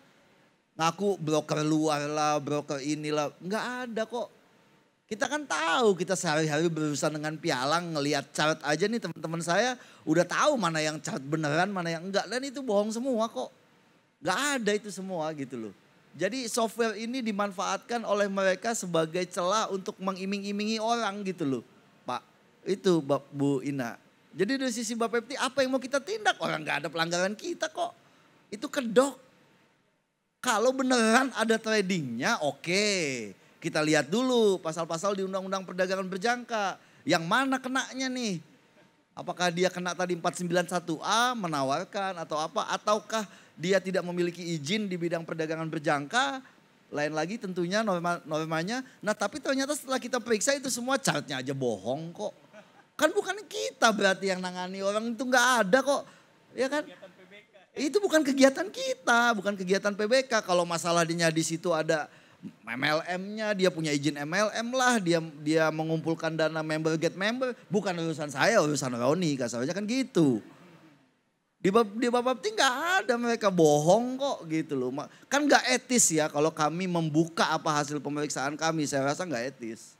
Dan gak boleh saya pikir gitu loh. Jadi kalau masyarakat mendesak, kenapa sih? Ya kenapa Bapepti tidak menangani atau tidak menginisiasi lebih awal? Ya orang itu kedok kok, Anda semua dibohongi, bahasanya gitu aja. Ya makanya hati-hati, saya bilang. Hati-hati, ingat yang paling gampang kalau kita ditawari paket-paket investasi seperti itu, cek legalitasnya. Cek logisnya, apakah penawaran-penawaran yang disampaikan itu masuk akal atau enggak. Kalau Anda tidak mengerti industri perdagangan berjangka komoditi, tolong pelajari dulu. Anda kan nggak ngerti Loko London apa, Anda aja nggak ngerti. Saya ngomong Bitcoin apa, Luna itu apa gitu loh. Anda kan nggak ngerti blockchain itu apa. Ini kan sesuatu yang butuh skill untuk Anda mau, bahasa gampangnya mau naruh duit di situ terus mau untung gitu loh. Ya belajar dulu dong gitu loh. Belajar dulu. Kalau orang tiba-tiba nih lu install terus tiba-tiba satu hari lu dapat 1%. Gimana sih logikanya gitu loh. Nggak ketemu kan. Ya udah pastilah nanti dia ngambil duit dari membernya. Terus nanti itu kan skemanya jadinya piramida kan, dari sisi kanan, sisi kiri. Ya duit itu aja diputar.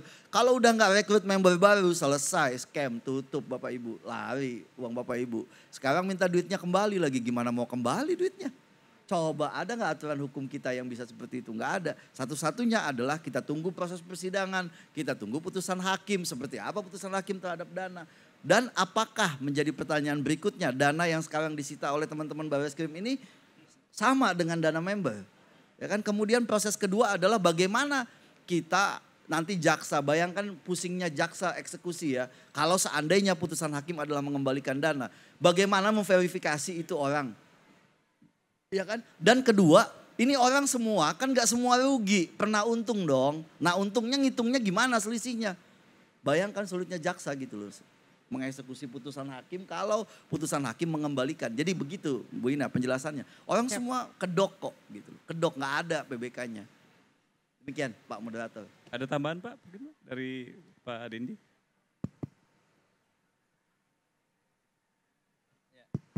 Terima kasih Pak Prof. Udah lengkap sebenarnya jawaban. Pak Roni, Pak Aldison udah lengkap. Tapi tadi saya ada diingatkan oleh Bu Ina bahwa sebetulnya NIB sama SIUP itu sama nggak sih? Nah ini perlu saya jelasin, gitu ya. Rejim dulu kita kenalnya NIB sama SIUP itu beda. Karena NIB itu lebih ke legalitas, identitas, gitu ya. Terus ada yang namanya izin usaha. Nah baru masuk nih SIUP di situ. Terus ada izin operasional komersial. Ini kayak izin edar, badan POM dan sebagainya. Ini masuknya ke izin operasional komersial.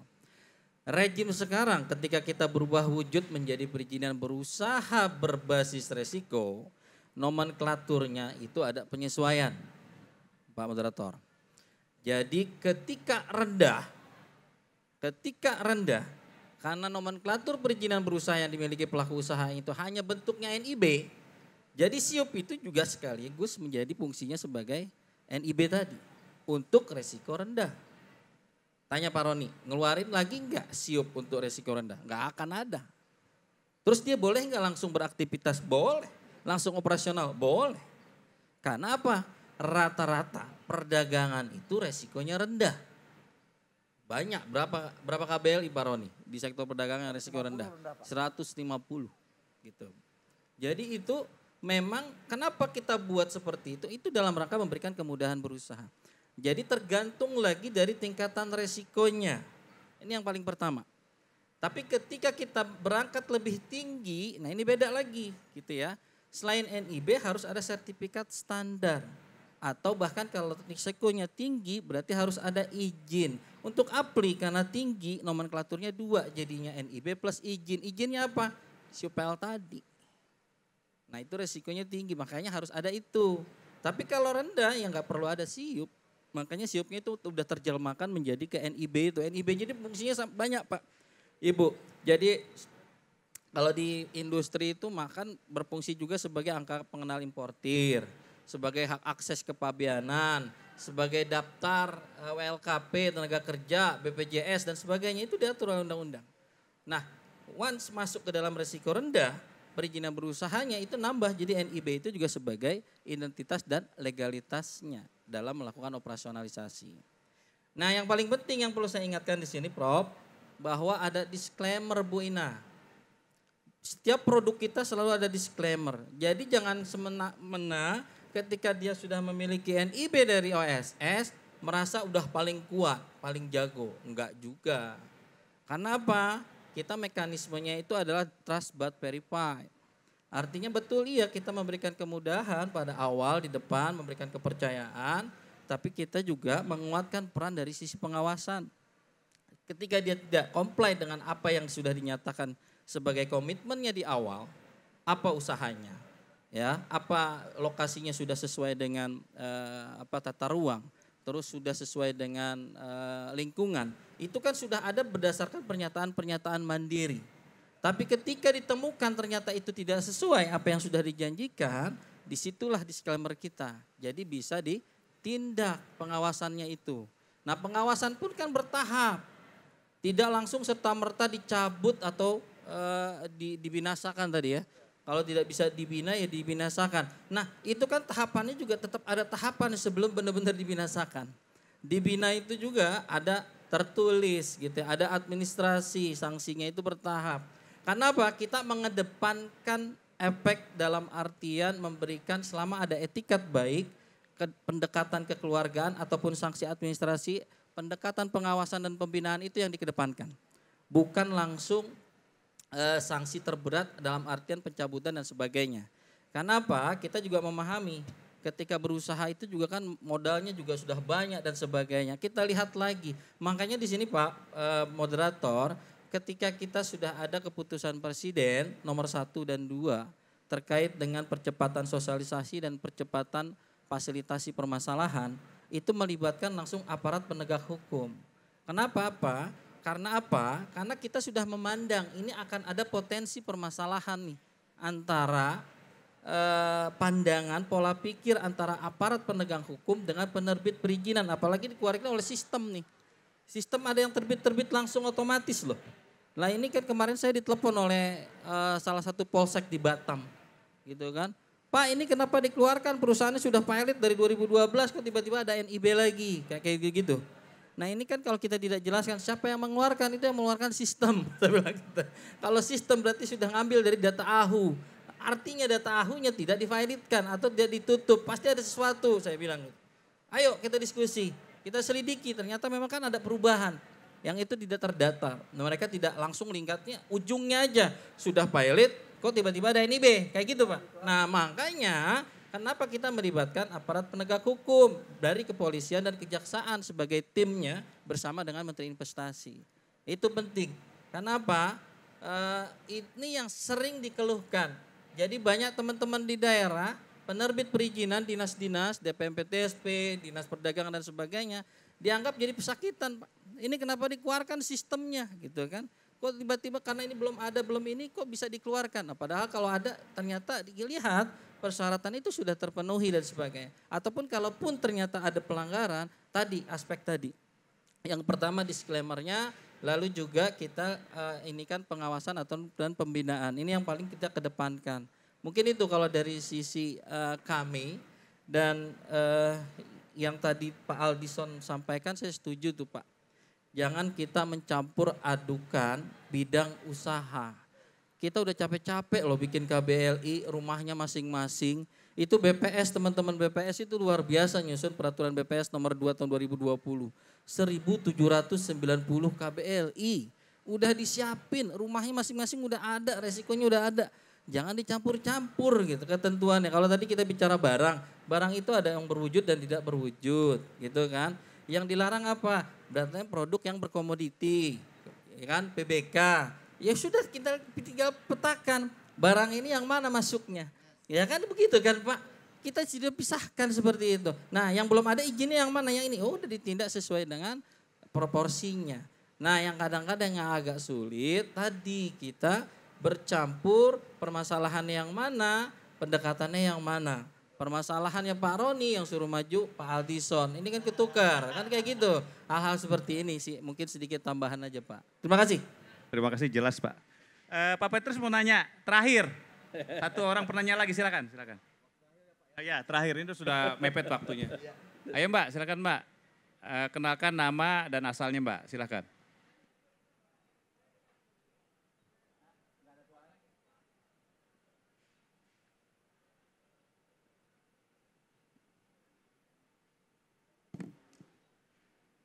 Halo, ya.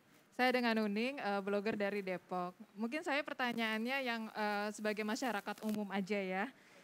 Ini pembahasannya cukup berat tapi menarik. Saya sebagai masyarakat umum soal edukasi mengenai kripto, robot trading kita sangat minim ya. Tapi saya pernah terjun sedikit ke dunia itu sebelumnya karena ketidaktahuan, tapi ya itu jadi pembelajaran bagi saya pribadi. Nah saya di sini mumpung ada bapak-bapak di sini, saya ada dua pertanyaan saja. Yang pertama mengenai Bitcoin, karena ini saya juga agak bingung ya. Apakah di Indonesia sendiri Bitcoin sudah memiliki status resmi sebagai komoditas dan bisa diperdagangkan di bursa berjangka? Kemudian yang kedua, kita kan seperti Bapak bilang, mengenai aset kripto sebagai masyarakat kita dipastikan jenis aset kriptonya itu harus legal ditetapkan oleh Bapepti ya, dan transaksi di pedagang fisik aset kripto yang resmi.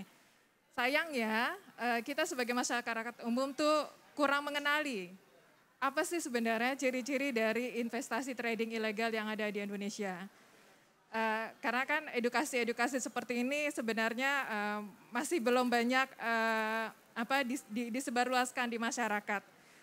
Pada akhirnya masyarakat kan tergiur pada profit yang tinggi atau enggak memang keuntungan yang instan gitu.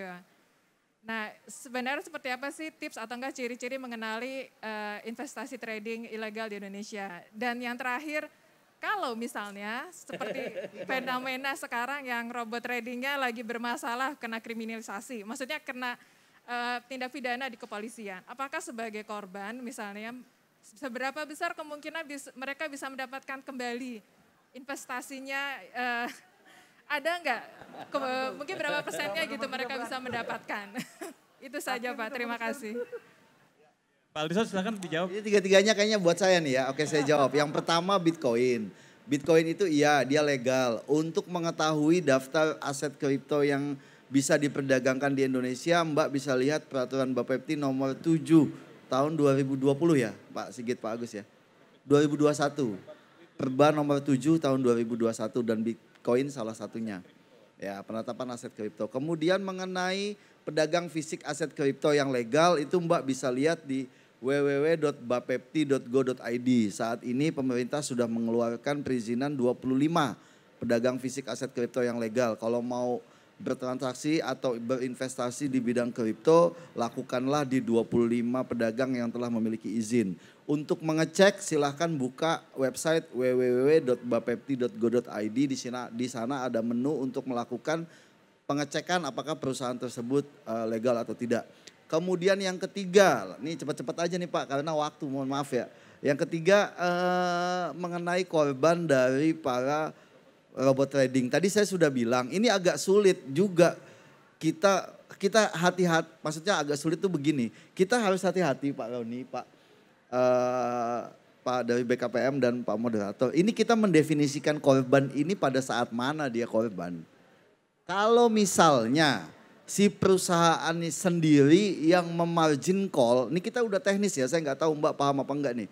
Kita kalau bicaranya si perusahaan sendiri yang melakukan margin call, kemudian semua uang tidak bisa ditarik lagi karena kata dia kalah dalam perdagangan.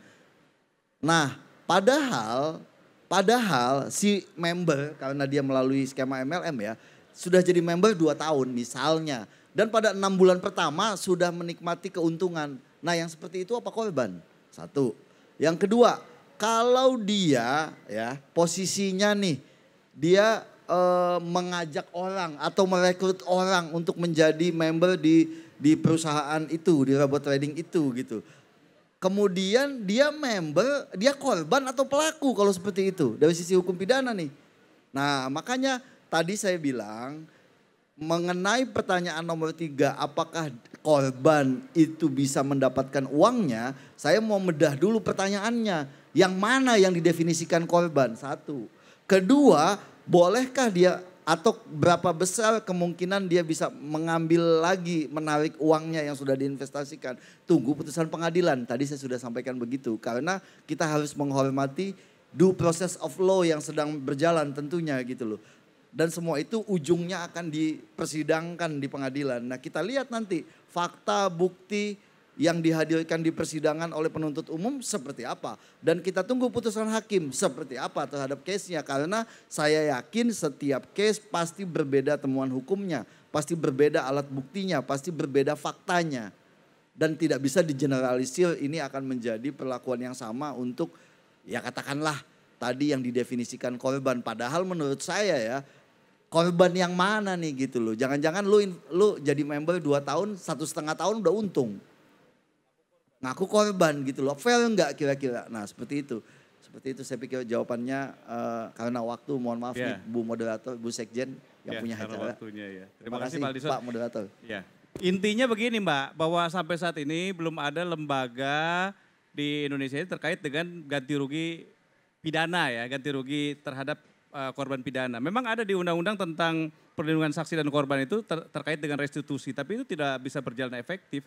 Karena sulit bagi putusan pidana untuk kemudian mengembalikan pada korban. Karena perlu ada mendeklar secara spesifik kepada siapa, berapa kerugian. Kalau sampai 1.000 orang ya susah juga, atau ratusan ribu orang susah.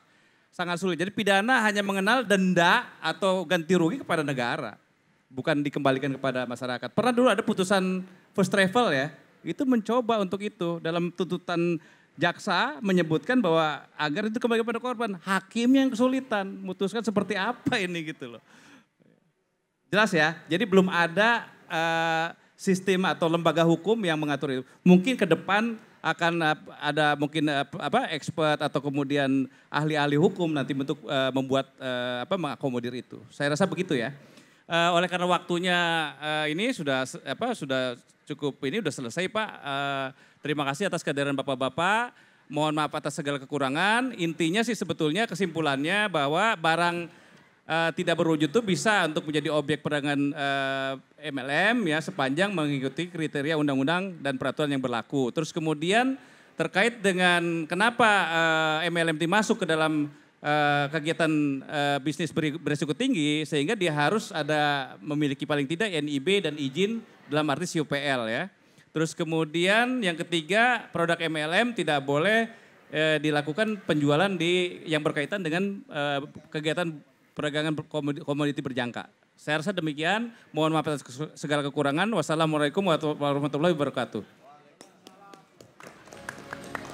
Jangan turun dulu Bapak. Tunggu nanti, ini ada Sebentar. Mbak. Ih.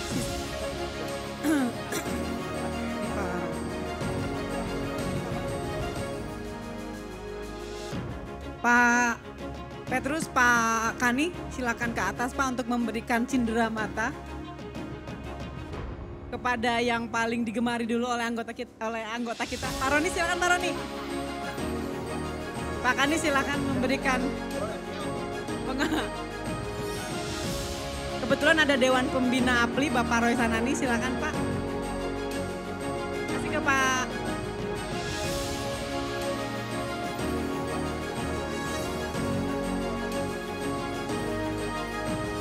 Ya. Itu cindera matanya Pak. Foto dulu, foto bersama. Foto bersama.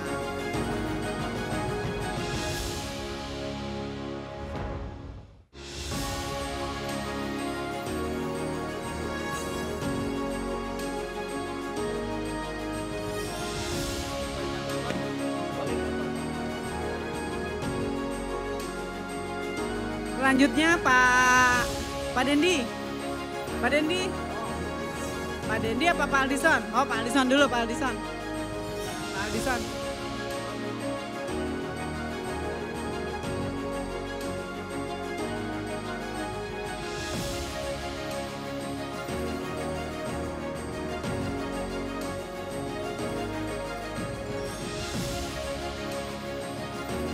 Pak Dendi. Habis Pak Dendi kita foto bersama keluarga besar. Pak moderator juga. Waduh.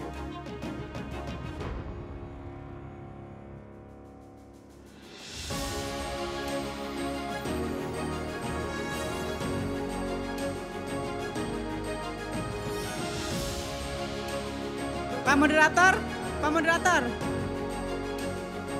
Oh dapat juga Pak moderator.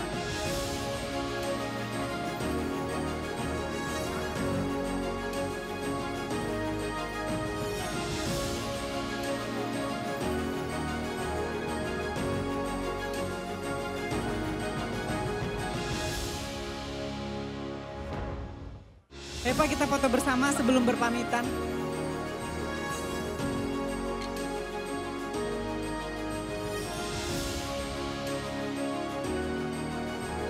Nah, permisi karena saya perempuan saya minta di tengah.